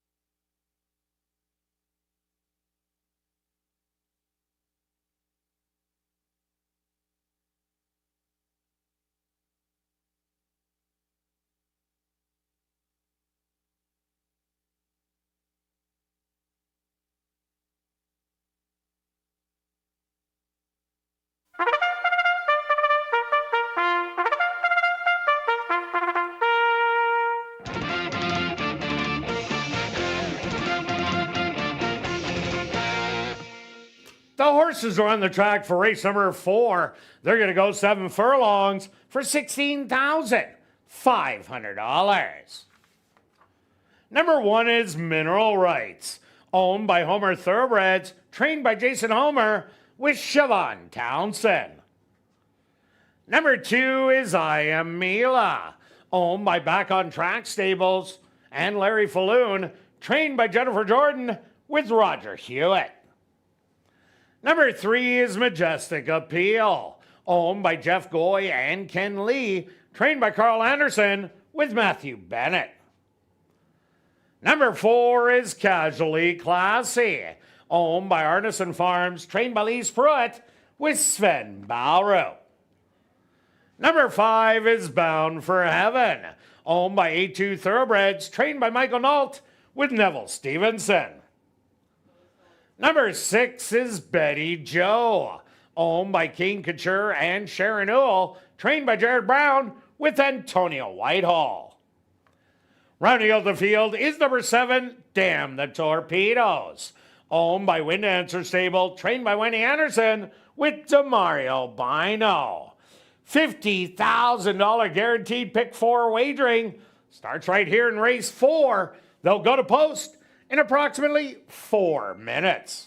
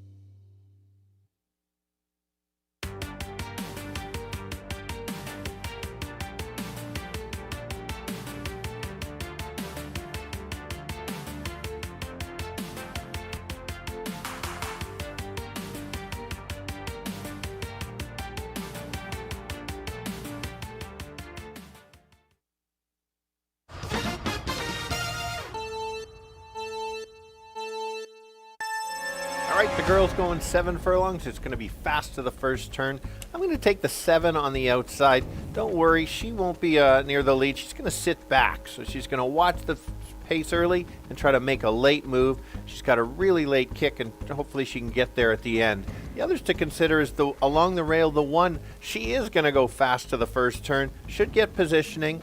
Has gone to the lead at 7 furlongs before. Can also sit just off, getting great value at 10 to 1. And the co-favorite is the 5. This horse ran a big race last time. I think the extra distance is going to help. If she runs back to that last race, watch out. But let's go 7, 1, and 5. Kirt? Yeah, Stretch, I went to number 5, Bound for Heaven. I think she's the predominant speed of the race. Ran so good in the dropping class, down to the $10,000 level last time out. But I'm looking at the race 3 outs ago, where she ran a really game third behind Distinctive Deb and Magic Chrome. That is a winning race in this condition. I also like number 7, Damn the Torpedoes. How can you not? Demario Bino, he's won the first 3 races, looking to win 4 in a row. and has an off-the-pace running style. And number 2, I Am Mila. She'll be forwardly placed right in behind Bound for Heaven, I think, and get an absolute dream trip at 20 to 1. I'm going to give you 5, 7, and 2. Good luck here in race number 4.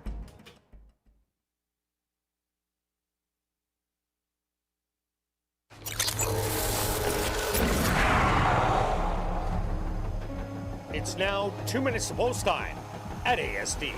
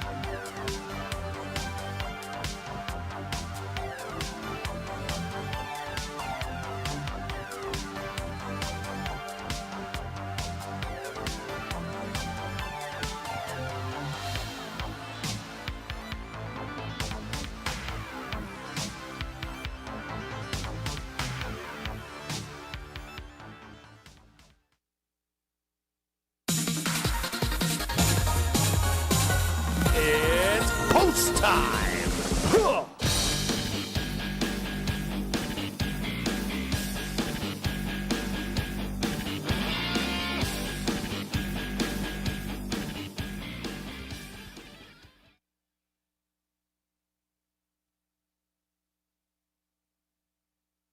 Mineral Rights, the first to step into the starting gate.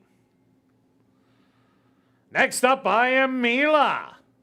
She walks right in.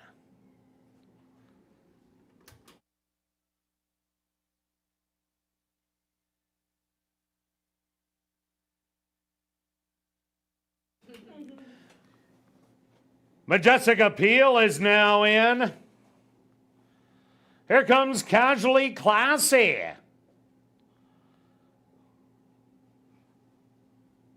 Bound for Heaven will be next.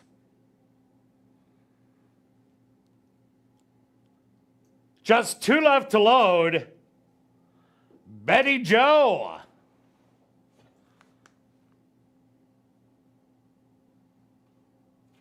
And now just waiting on the 6-5 favorite.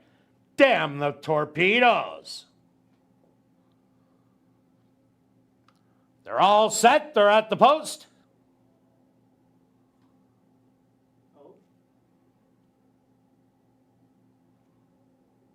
I am Mila, fractious in the gate, but now settled. And they're off. Breaking slow was Majestic Appeal. From the inside, I am Mila. Shows a little bit of early speed and will grab the lead by a length. Casually Classy. On the outside, moving up on the rail, Mineral Rights. Now wants a piece of the lead. It'll battle early. Bound for Heaven, settled back on the rail in 4th. Another length back, that's going to be Majestic Appeal, Betty Joe, and Damn the Torpedoes. But it's Mineral Rights and I am Mila. These two, nose and nose, Bound for Heaven. Starting to creep up 3 wide, 4 wide. Here comes Damn the Torpedoes with Betty Joe. And your trailers are now Majestic Appeal and Casually Classy. Bound for Heaven now takes over as the leader. Mineral Rights gonna try and fight back. To the inside, I am Mila and Betty Joe. To the far outside, but Bound for Heaven. A quick peek back is now clear by 2 lengths. Mineral Rights not giving up, but to no avail. It's going to be Bound for Heaven for the win. Mineral Rights in 2nd. 3rd's going to go to Betty Joe. And 4th to Majestic Appeal.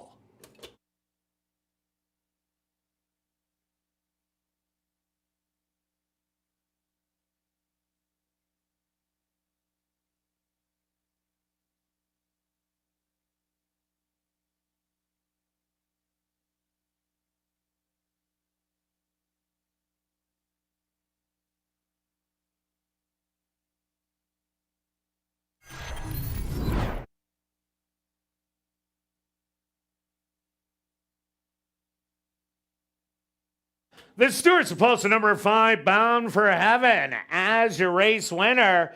2nd goes to number 1, Mineral Rights. 3rd to number 6, Betty Joe. And 4th to number 3, Majestic Appeal.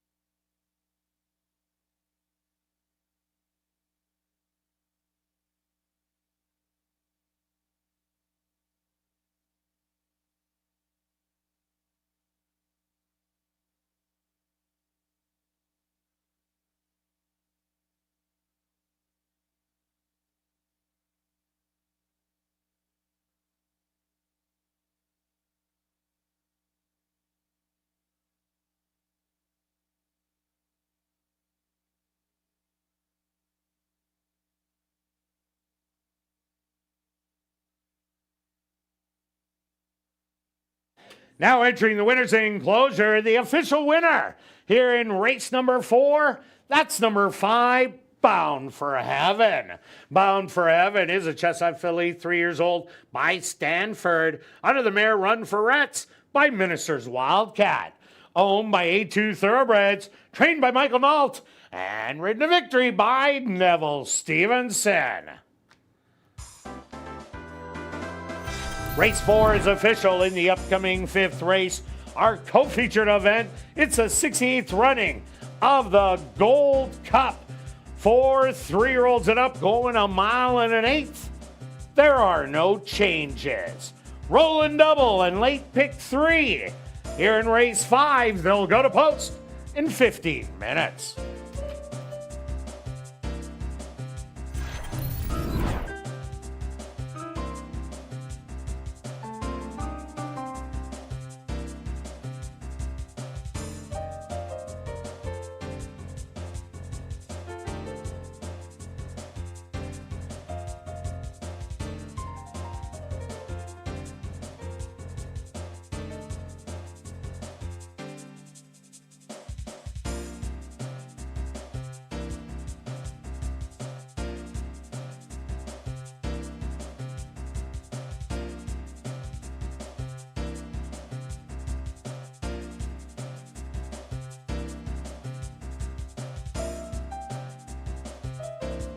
Well, Girls' Night has been extended. Join us every Wednesday right through to October the 8th for a night made just for the girls. Food and drink specials on the main and third floor. Special cash draws after races 4, 5, and 6. And you can also take a photo with your fancy hat for a chance to win $150 in cash. It's Girls' Night Out every Wednesday through October the 8th only here at Assiniboia Downs.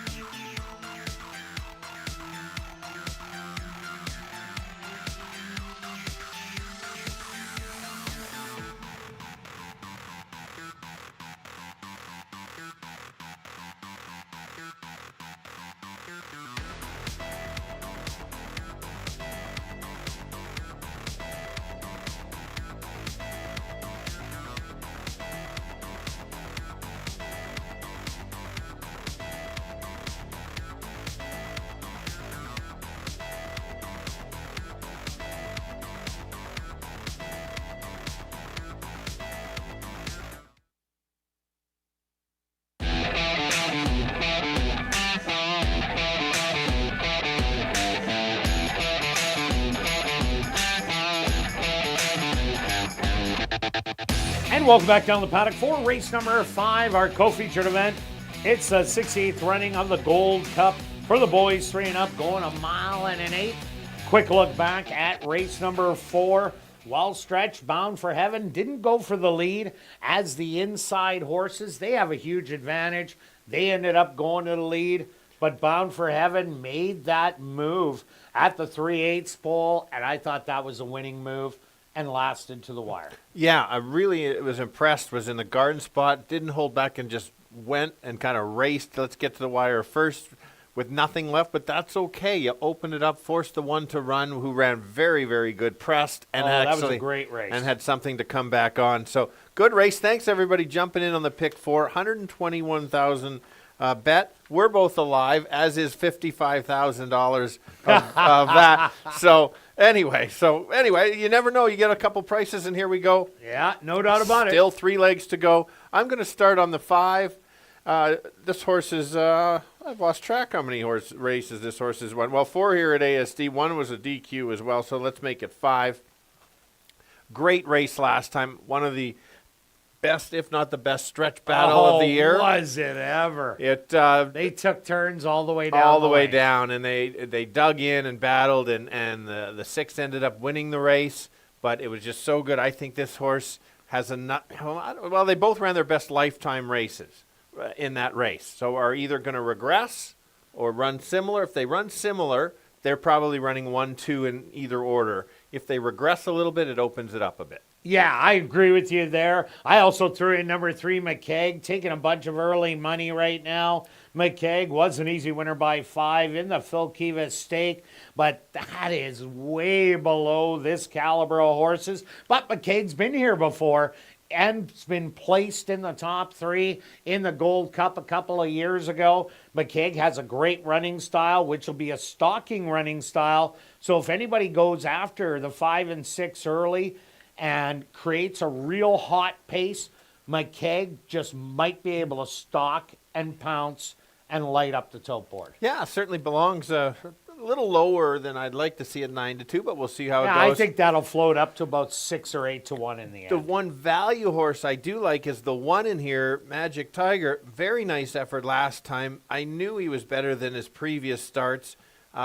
Slowly grinding in. He ended up, he's like we mentioned on ASD Live, he's won this race twice. Back to back. Rounding back into shape. Has a very good sharp 5 furlong work.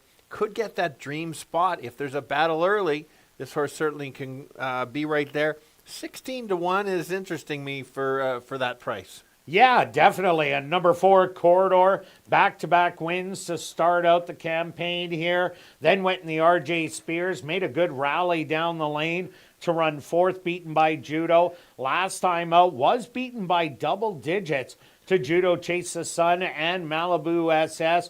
But Corridor does fit with these and does have a good running style. Yeah, let's go to the outside horse, the 8. This horse was in the Manitoba Derby and ran a very nice race.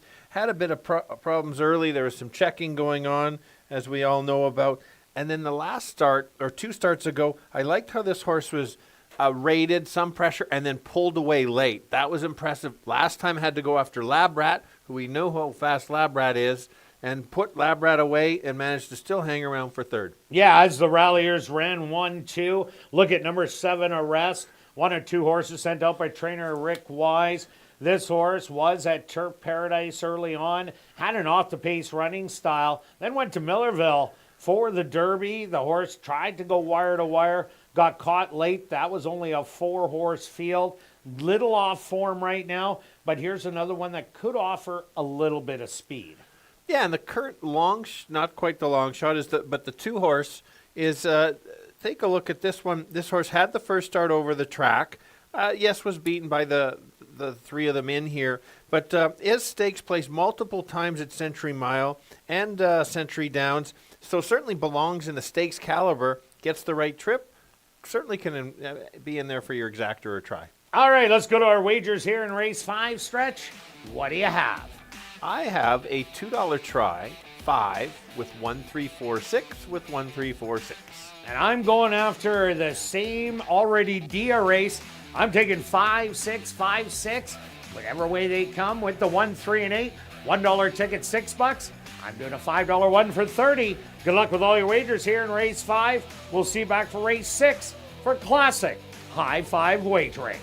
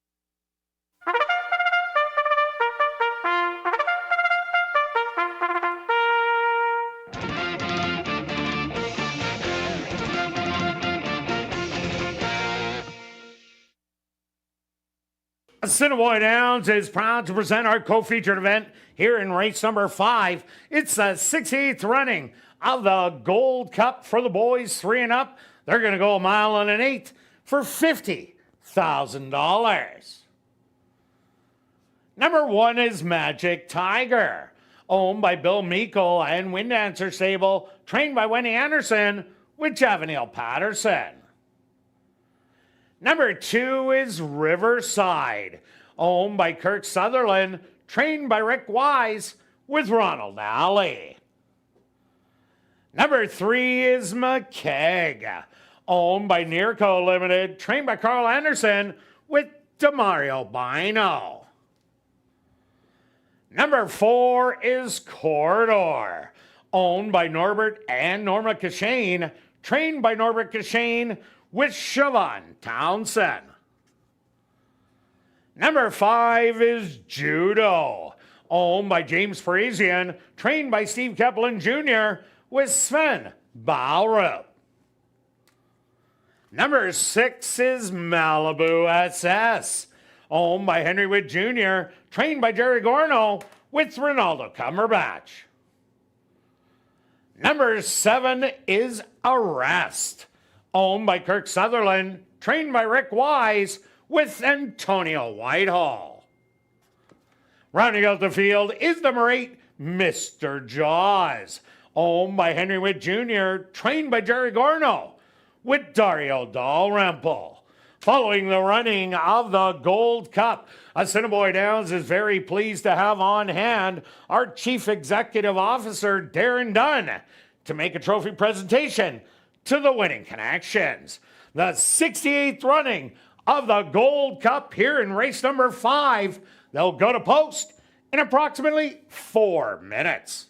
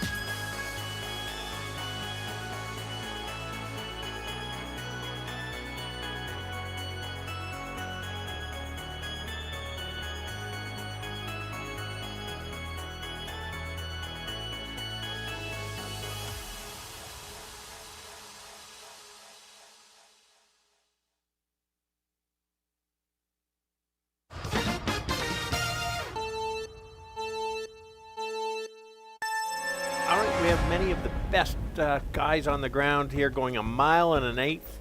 Let's take a look at this 5-horse that current favorite, lost last time in an epic stretch battle with the 6. I think can turn the tables this time. Had won so many in a row. Last time went to the lead. We'll see if he goes to the lead. Can also come just off the pace. I think he can turn the tables. The one that he's got to beat, obviously, is the 6, who beat him last time. Should be sitting just off the pace, waiting, and make that late run. Similar stretch run should be right there. And the long shot in here is the 1. Won this race last year, is at 20-1. If he returns to form, he could upset the top 2 or at least complete the exactor. Let's go 5, 6, and 1. Kirt?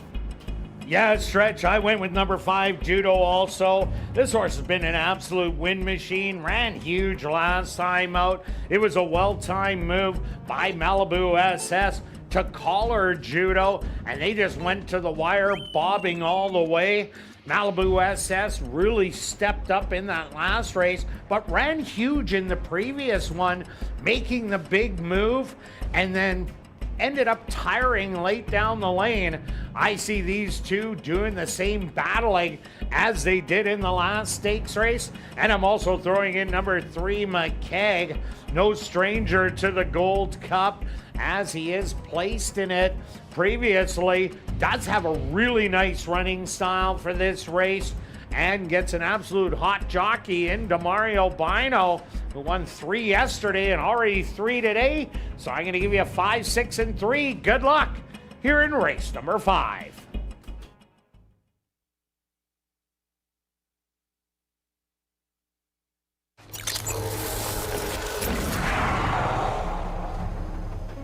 It's now 2 minutes to post time at ASD.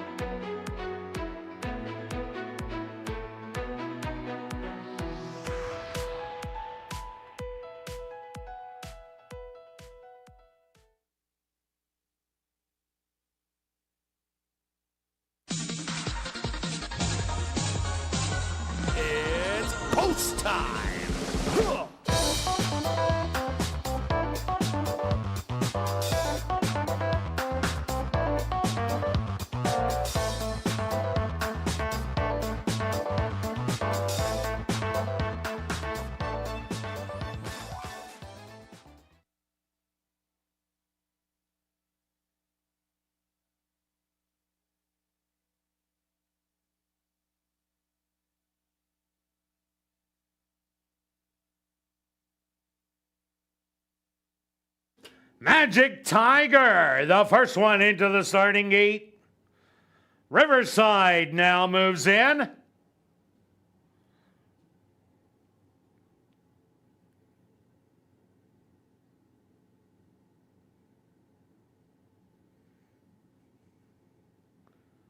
Here comes McKeag to find his spot.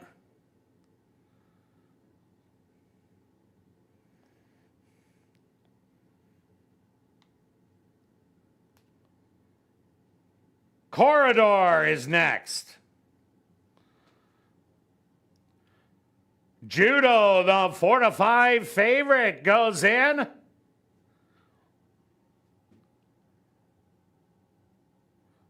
Next up, Malibu SS.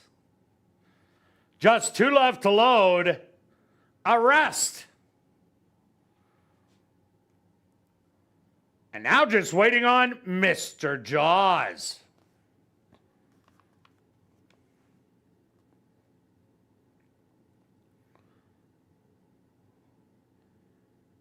They're at the post. And they're off in the 68th running of the Gold Cup. Corridor away a little slowly from the inside. Riverside showing a bit of speed, but on the outside, Mr. Jaws, the 3-year-old, wants the lead and will get it. Sitting in between horses is Judo. To the outside, Arrest up close early on the rail, Riverside. Then another length back, that's going to be Magic Tiger. Sitting in behind with McKeag. Corridor now 4 wide. And your trailer is going to be McKeag. The opening quarter, 25-2. And an honest pace as Mr. Jaws cuts a half mile in 49 to the outside. Judo now moving up smartly. Magic Tiger in the fray. On the rail is going to be Riverside. Patiently waiting Malibu SS. Moving up now is McKeag, then back to Corridor, and Arrest is the trailer. 3/4 in 1:14. Mr. Jaws under siege. Magic Tiger 2 wide, and on the far outside, here comes Malibu SS and Judo. The rail is going to open up for Riverside. 5 across the track, and on the far outside, Malibu SS. Mr. Jaws fighting back. Riverside at the rail. The 3-year-old Mr. Jaws. Riverside, a 16th of a mile to go. Riverside, Mr. Jaws. Nose is at the wire in the Gold Cup between Riverside and Mr. Jaws. Third is going to go to Malibu SS, and close for 4th.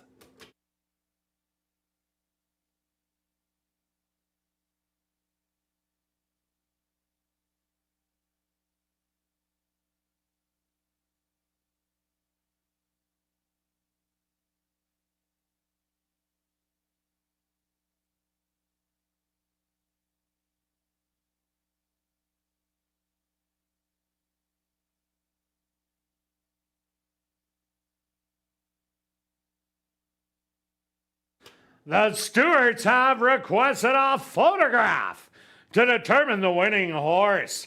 They went the opening quarter 25-2, the half 49 seconds, 6 furlongs 1:14, the mile 1:41-1, time for the mile and an eighth 1:54-3.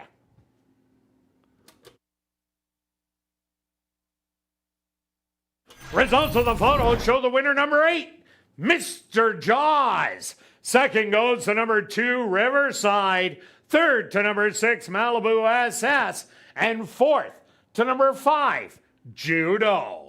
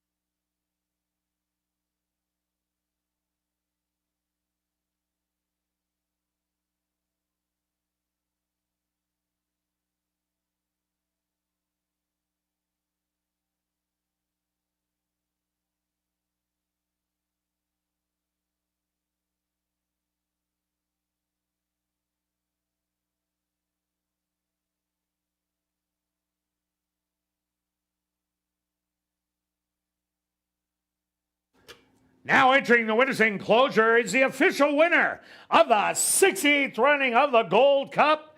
That's number 8, Mr. Jaws. Mr. Jaws is a chestnut gelding, 3 years old, by Braidster, under the mare Spanish Angel by Early Flyer. Owned by Henry Witt Jr., trained by Jerry Gorno, and ridden a victory by Dario Dalrymple. Time for the mile and an eighth, 1:54 and 3.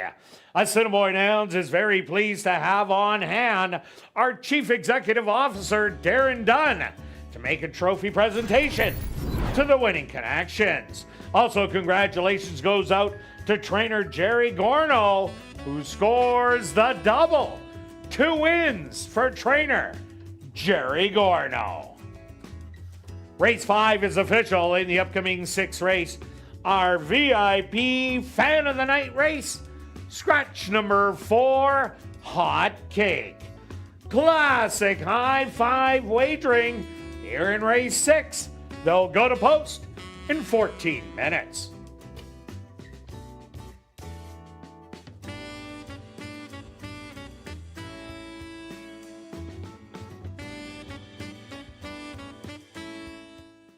And time is running out to get your 50-50 tickets. The jackpot, $1,740 and still growing. Those tickets, 1 for 10, 10 for 20, 50 for 50, or 200 for $100. Tickets are available at Guest Services, the VLT Cashier's Cage, from the 50-50 ticket seller, or just go online at 5050.asdowns.com. Sales will close at 9:50 p.m., just a little over 17 minutes away. You don't want to miss out.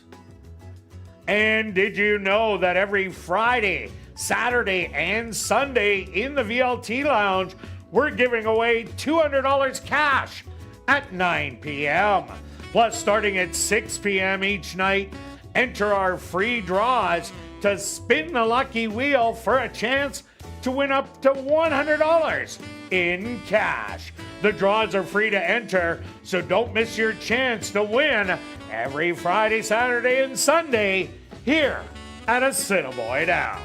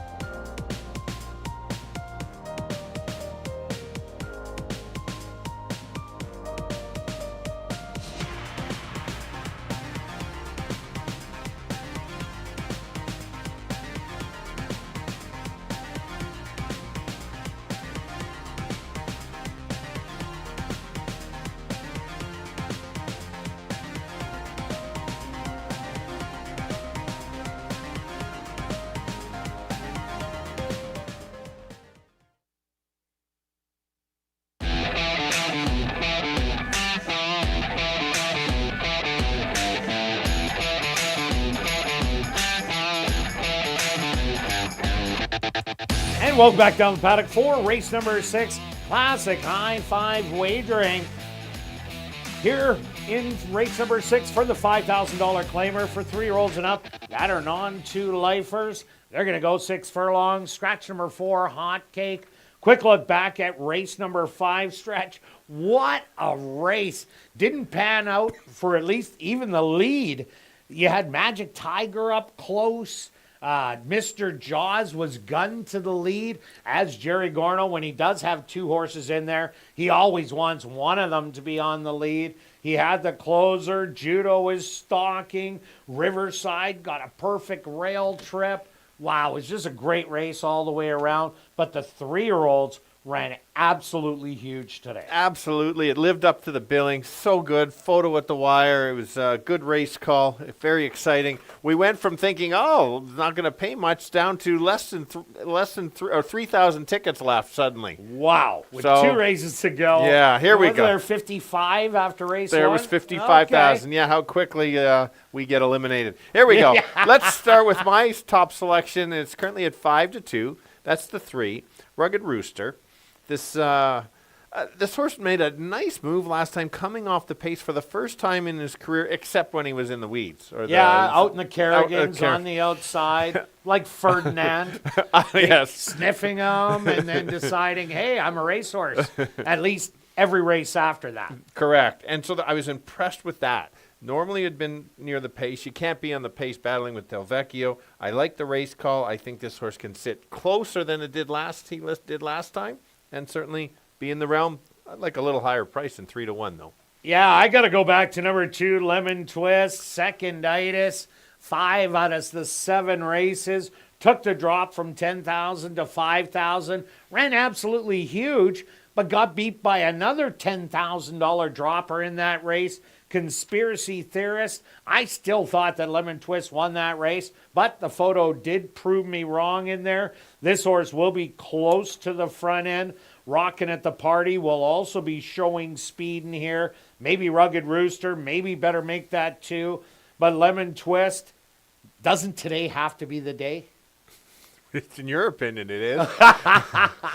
Okay, what else you like? I like the 7 on the outside. This horse, only 2 starts this year. Very lightly raced and trying to find the spot. Last time broke a step slow, then made a move outside wide, and then flattened in a very fast run race it was 15 for the Manitoba breds, but normally the 10 non-2. That was an above par performance.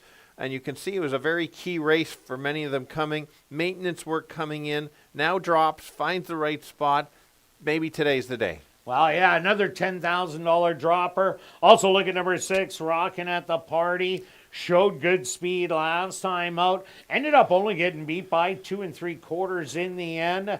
Will bring speed again today. You get the break in the weights with Sierra Pruitt. It all depends what Lemon Twist does on the inside. Is it going to pressure Rockin' at the Party, or is it going to sit back and do the same kind of move it did last time out? Wait till the 3 furlong pole and then unleash and try and last to the wire. That is the question mark in here, but Rockin' in the Party, definitely you could throw this one in for a big race, currently at 8-1. Yeah, let's look at the 5-1. Like the price there. This horse cuts back and drops. 2 back was in the maiden 75.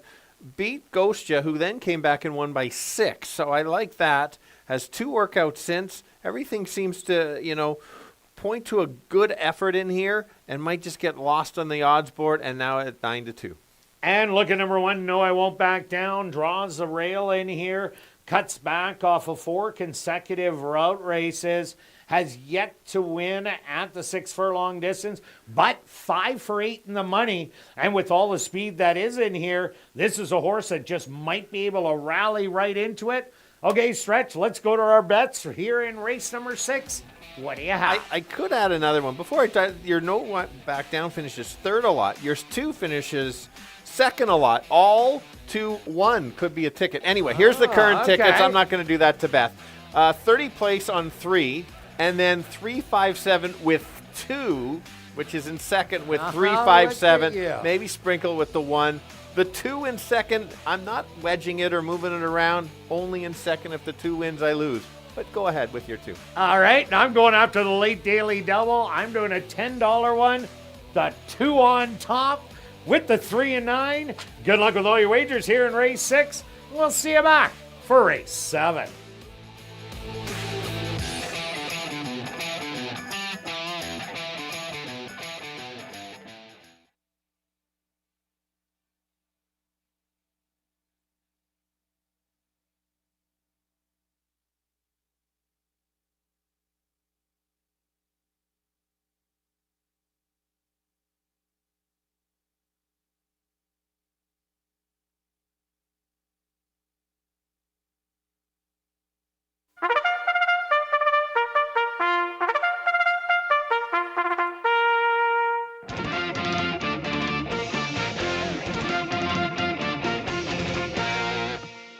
The horses are on the track for race number 6, our VIP Fan of the Night race. They're going to go 6 furlongs for $10,100. Number 1 is No, I Won't Back Down, owned and trained by Courtney Ross with Neville Stevenson. Number 2 is Lemon Twist, owned by Jay Goy Racing, trained by Carl Anderson with Matthew Bennett. Number 3 is Rugged Rooster, owned by Dr. Betty Hughes, trained by Devin Gittins with Siobhan Bell. Number 4, Hot Cake, was scratched. Number 5 is Silver Creek Kid, owned by Gary Naherniak and Mike Taphorn, trained by Mike Taphorn with Ronald Alley. Number 6 is Rockin' at the Party, owned by Dan Hansen, trained by Deb Hansen with Sierra Pruitt. Rounding out the field is number 7, Better Make That 2, owned and trained by Larry Sizik with Antonio Whitehall.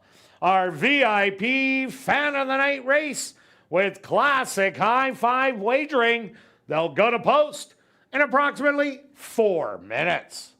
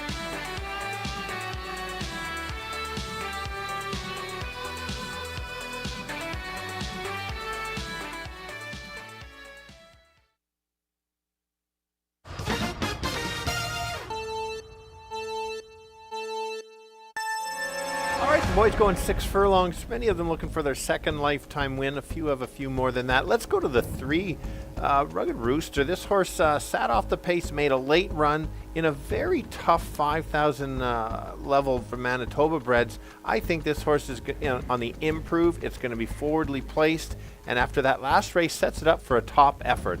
The 2 horse certainly looks good on paper, has many very good races, shows speed, can come off the pace, just runs a lot of seconds. So that's why I've got it in second. And the 7 on the outside drops in class.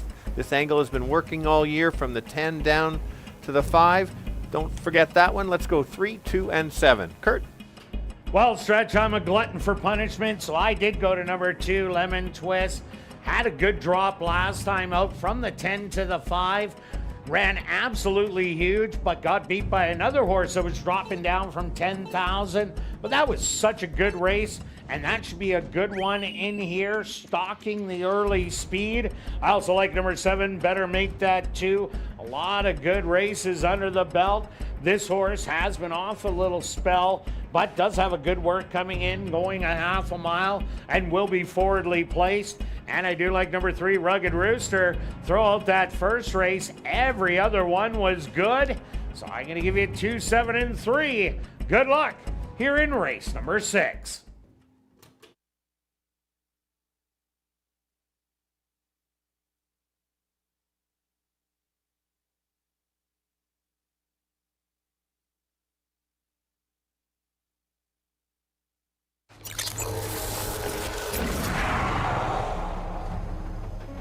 It's now 2 minutes to post time at ASD.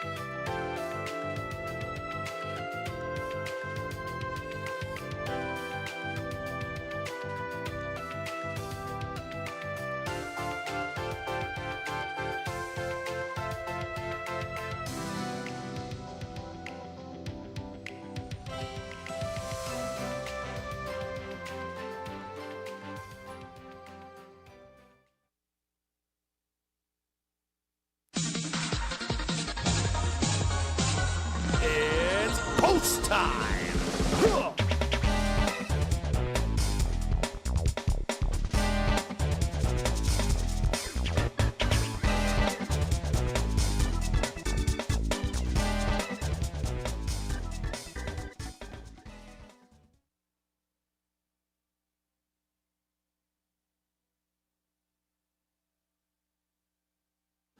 No, I Won't Back Down will be first into the starting gate. The co-favorite at 9-5, Lemon Twist goes in.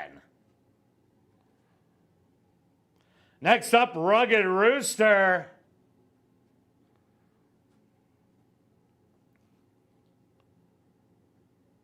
Silver Creek Kid's turn.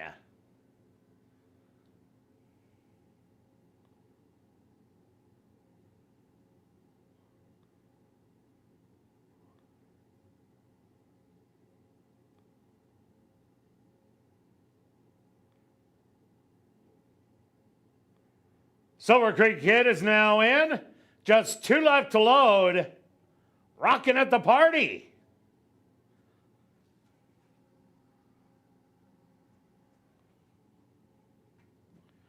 And now just waiting on the 8-5 favorite. That's Better Make That 2.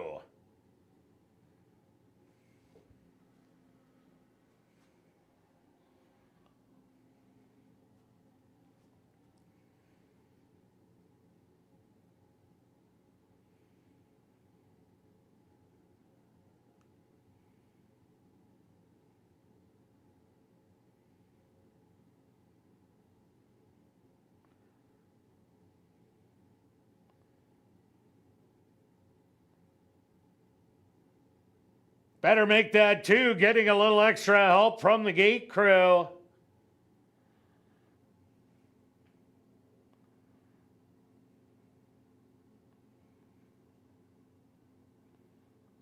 And is now in. They're at the post. And they're off. Little bumping on the inside, and Silver Creek Kid now is trailing by about 5. On the inside, Lemon Twist showing speed with Rugged Rooster to the outside. On the inside, No, I Won't Back Down. 4 wide, rocking at the party. Better Make That 2, stalking the quartet. And after the poor beginning, Silver Creek Kid is the trailer. 24 seconds, the opening quarter. It's Lemon Twist and Rugged Rooster battling it out. Settled in right in behind. Rocket at the party. Better make that 2. It's 4 wide. No, I won't back down. Back in 5th. And the trailer Silver Creek Kid. They hit the head of the lane. The half 47 and 4. It's Rugged Rooster on the outside. Now taking off with the lead. Lemon Twist trying to fight back. Silver Creek Kid swooping them all on the outside. Silver Creek Kid is going on by and it's going to win by a half a length. Rugged Rooster in second. Third's going to go to Better Make That 2, and fourth to No, I Won't Back Down.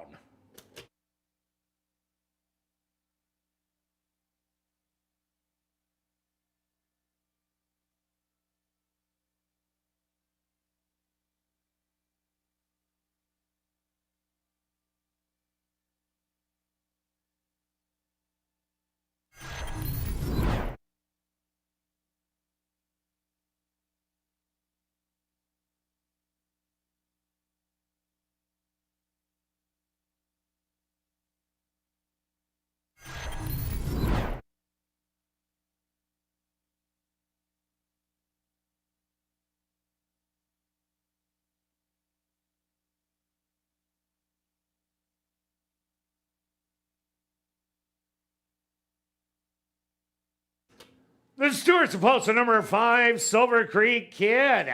As your race winner, a photograph has been called to determine the place and show positions. They went the opening quarter, 24 seconds. The half, 47 and 4. 5 furlongs, 101. Time for the 6 furlongs, 114 and 4.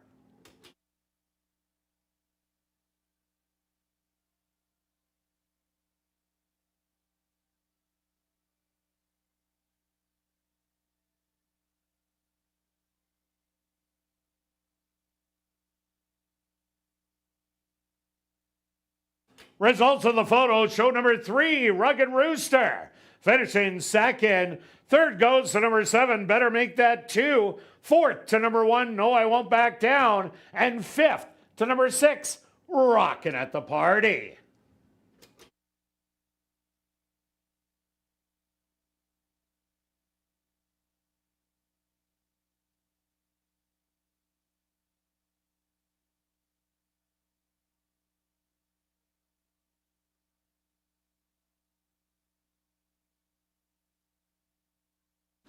Now entering the winner's enclosure, the official winner of our VIP Fan of the Night race, that's number 5, Silver Creek Kid. Silver Creek Kid is a chestnut gelding, 3 years old, by Stanford, out of the Mare Lady Lemon Drop by Lemon Drop Kid. Owned by Gary Naherniak and Mike Taphorn, trained by Mike Taphorn, and ridden to victory by Ronald Alley. Time for the 6 furlongs, 114 and 4. Congratulations goes out to trainer Mike Taphorn, who scores the double. 2 wins for trainer Mike Taphorn.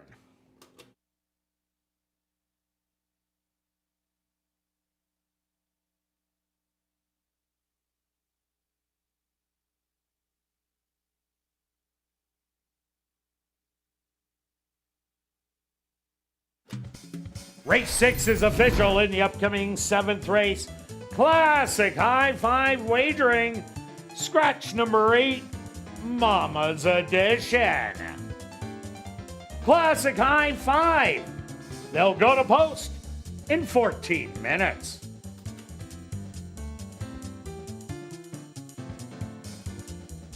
And after the final race, be sure to head up to the clubhouse for our popular Crazy Hour. Beer, shots, and wine, $5 and 25% off all appetizers. Plus a $500 Crazy Hour free cash draw will take place at 11:30 p.m. in the VLT Lounge.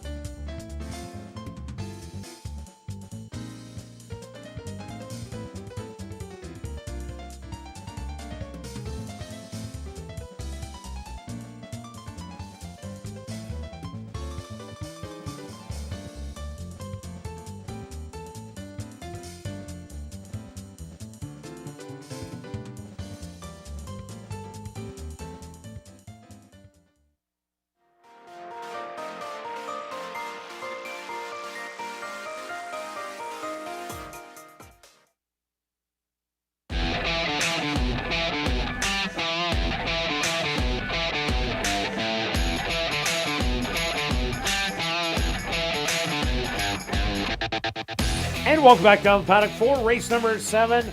We have a $7,500 claimer for 3-and-up maidens. They're going to go 6 furlongs. Scratch number 8, Mama's Edition.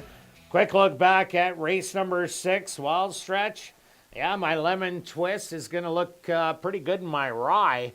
But, yeah, not for the win today. But Silver Creek Kid, trouble out of the gates. Got pushed back to last. Maybe that was the best thing that happened. Yes, yep. And it ended up rallying on the outside and going on to a rather easy victory. Yeah, it was one of those droppers. 1 minute drop last time. Multiple works, cut back. The horse completely made sense. A fun race with all the movement in there. It was. Getting there. We're finishing it off. Unofficially, I believe that the 2 is pool shot in the pick 5. I have no idea because you're the guy that's always on that. So. And if you had the 7, you would for sure be, because nobody's got the 7, and it's 4 out of 5. Wow. So, and the pick 4s are paying quite well. But here we go. Let's close it out on a good last race that you can't trust too many in here. I'm going to start with the 5. Oh, that's why they're maidens. That's a very good point there, Kirt. That's a very good point. There's the 5. Jake's found the horse. This horse cuts back from the 2 turns, going very fast early. Nothing left in the lane. That's okay. Drops in class. First time in a claiming race at ASD. This horse has had some trouble. Has had some flat trips. Not sure what you're going to get. I took this one on top, but I don't trust him.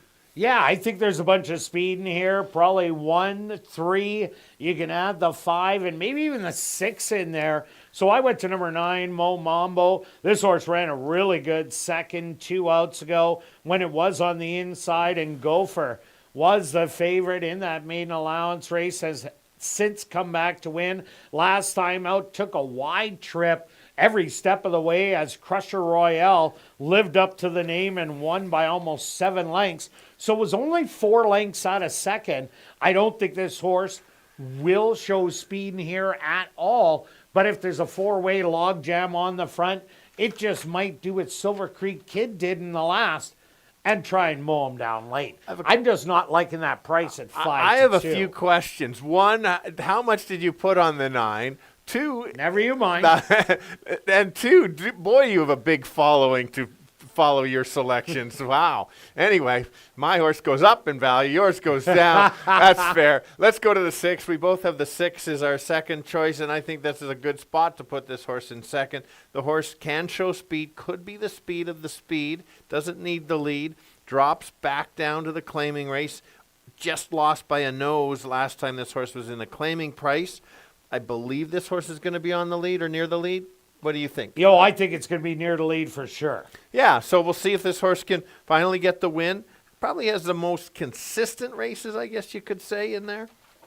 Yeah, it definitely is.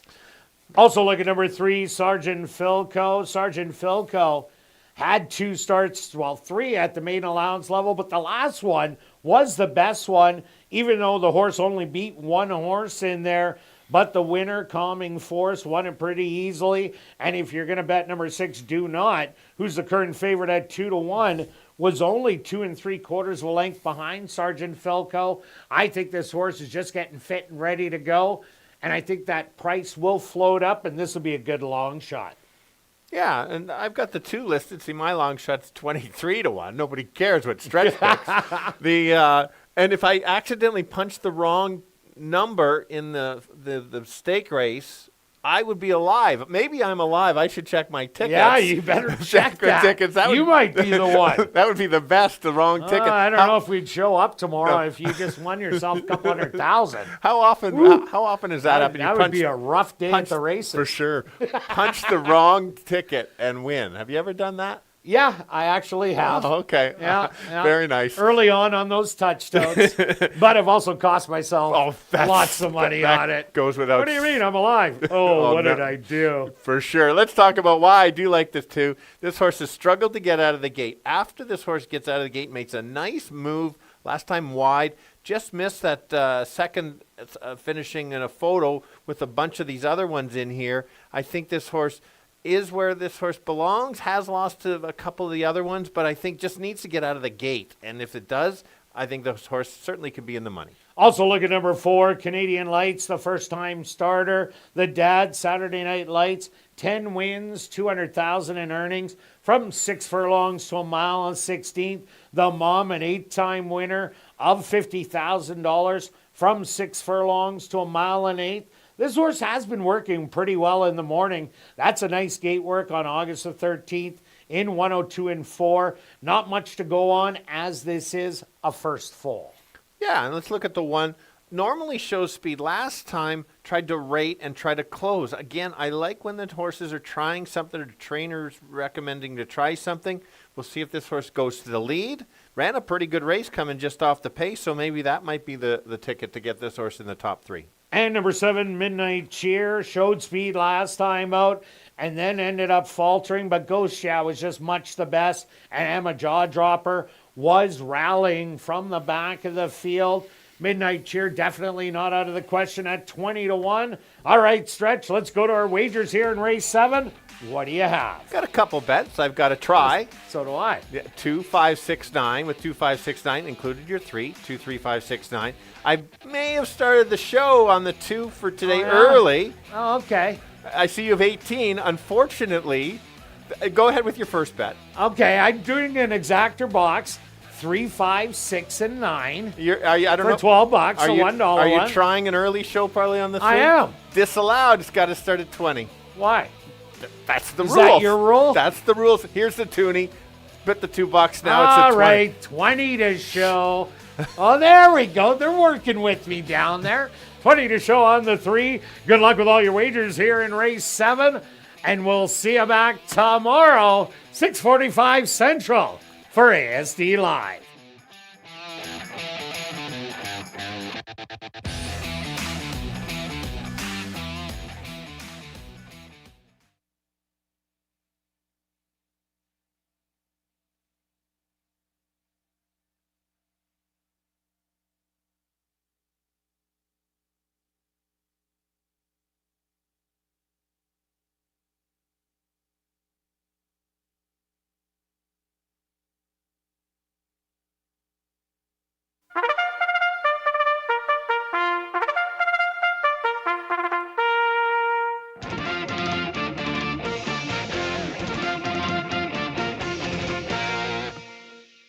The horses are on the track for race number 7. They're going to go 6 furlongs for $10,000.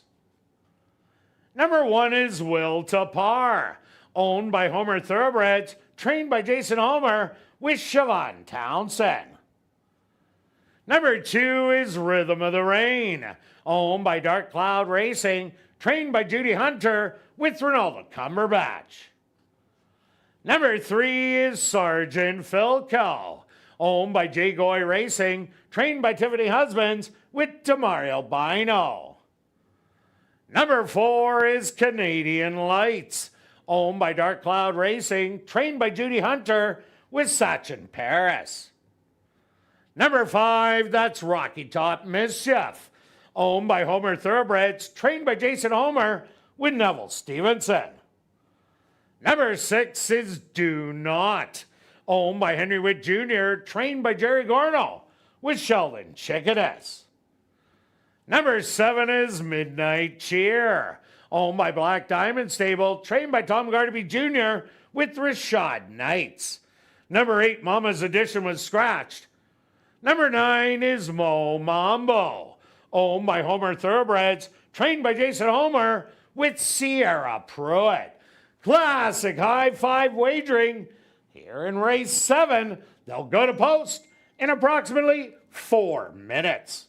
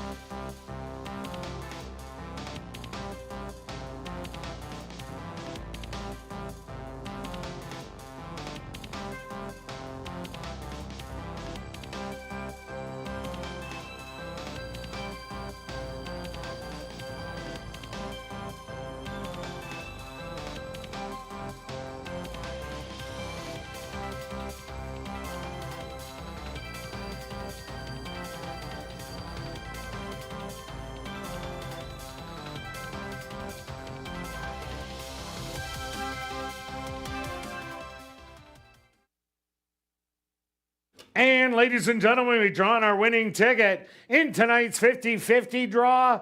The winning number, 2183695. Once again, the winning ticket in tonight's 50-50 draw, 2183695. Congratulations, you've won $885. If you are on hand, please report to guest services on the main floor south end to claim your prize.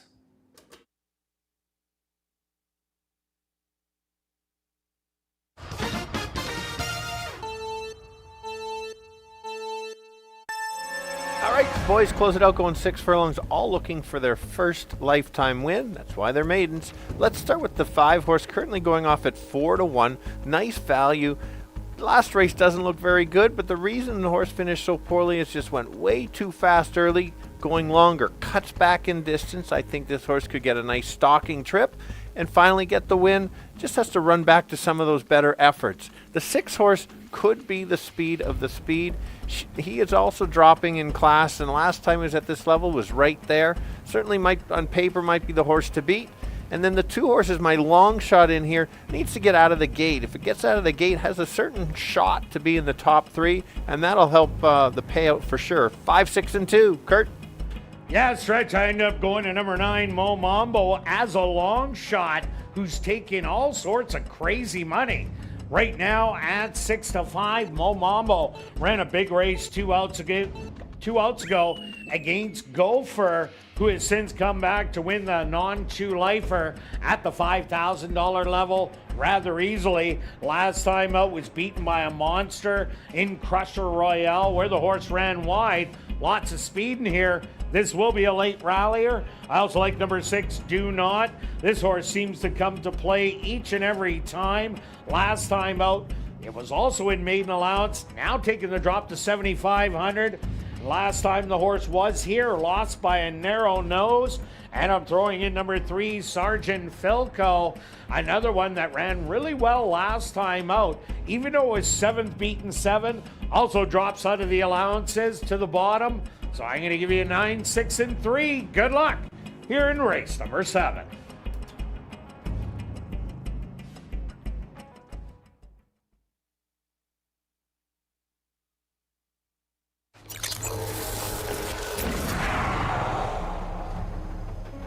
It's now 2 minutes to post time at ASD.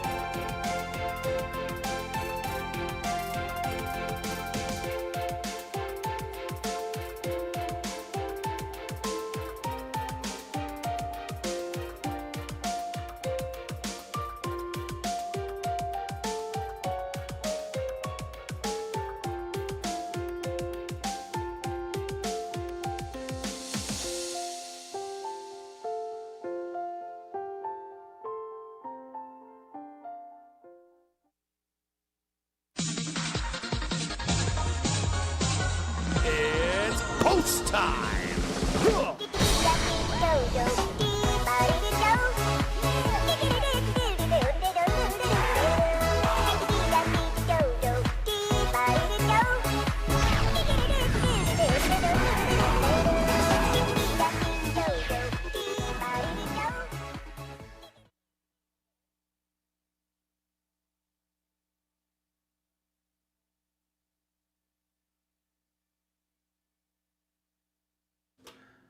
Will Tapar leads the field in for the nightcap.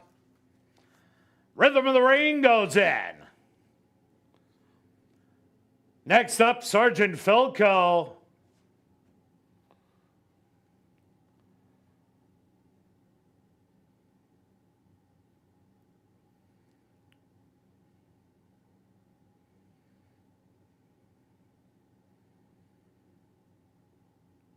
Here comes the first-time starter, Canadian Lights.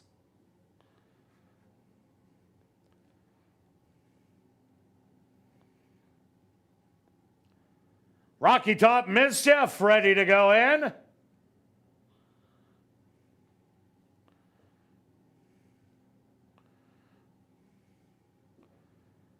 Do Not, the slight second favorite at 2-1. Just 2 left to load. Midnight Cheer.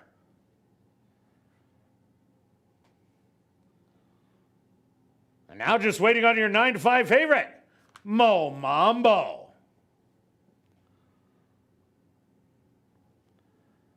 They're all set. They're at the post. And they're off. From the middle of the track, Do Not sent hard to grab the early lead. Rocky Top Mischief to the inside to put on the early pressure. Midnight Cheer, 3 wide. Sergeant Philco back in 4th. Mo Mambo in 5th. Then Will Tapar, Rhythm of the Rain, and Canadian Lights, the early trailer. About 10 off the lead. The opening quarter, 24-1. Still Rocky Top Mischief has the advantage by a length in second. Do Not.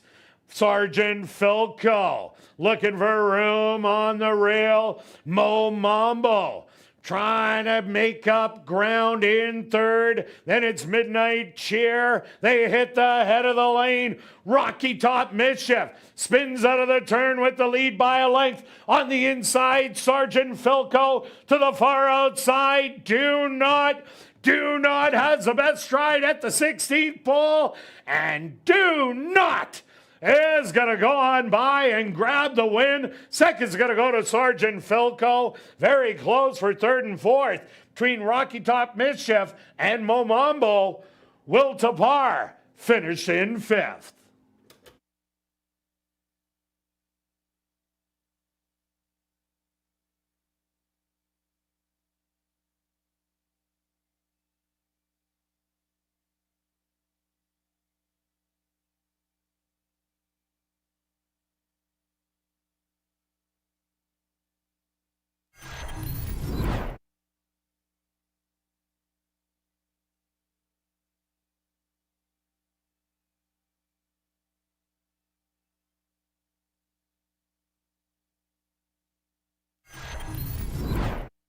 The Stewart's opposed to number 6, Do Not, as your race winner. Second goes to number 3, Sergeant Philco. A photograph has been called to determine the show position.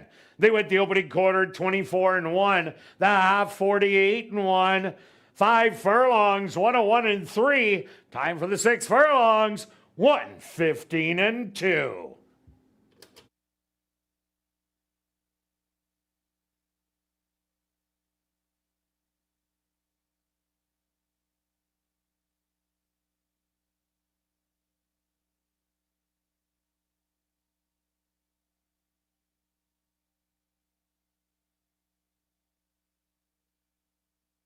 Results of the photo show number 5, Rocky Top Mischief, finishing 3rd. 4th goes to number 9, Mo Mambo, and 5th to number 1, Will Tapar.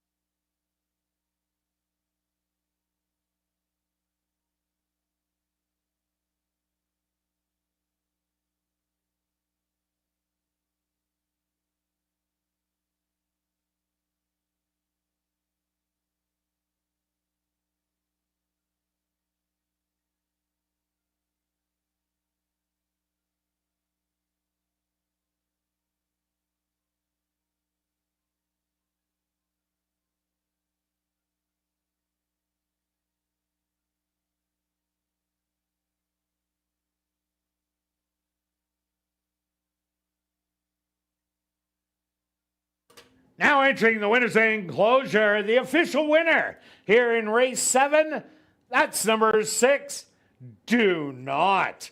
Do Not is a big gelding, 3 years old, by Jay Gatsby, out of the mare Avery's Miss, by Interactive, owned by Henry Witt Jr., trained by Jerry Gorno, and ridden to victory by Sheldon Chickadas.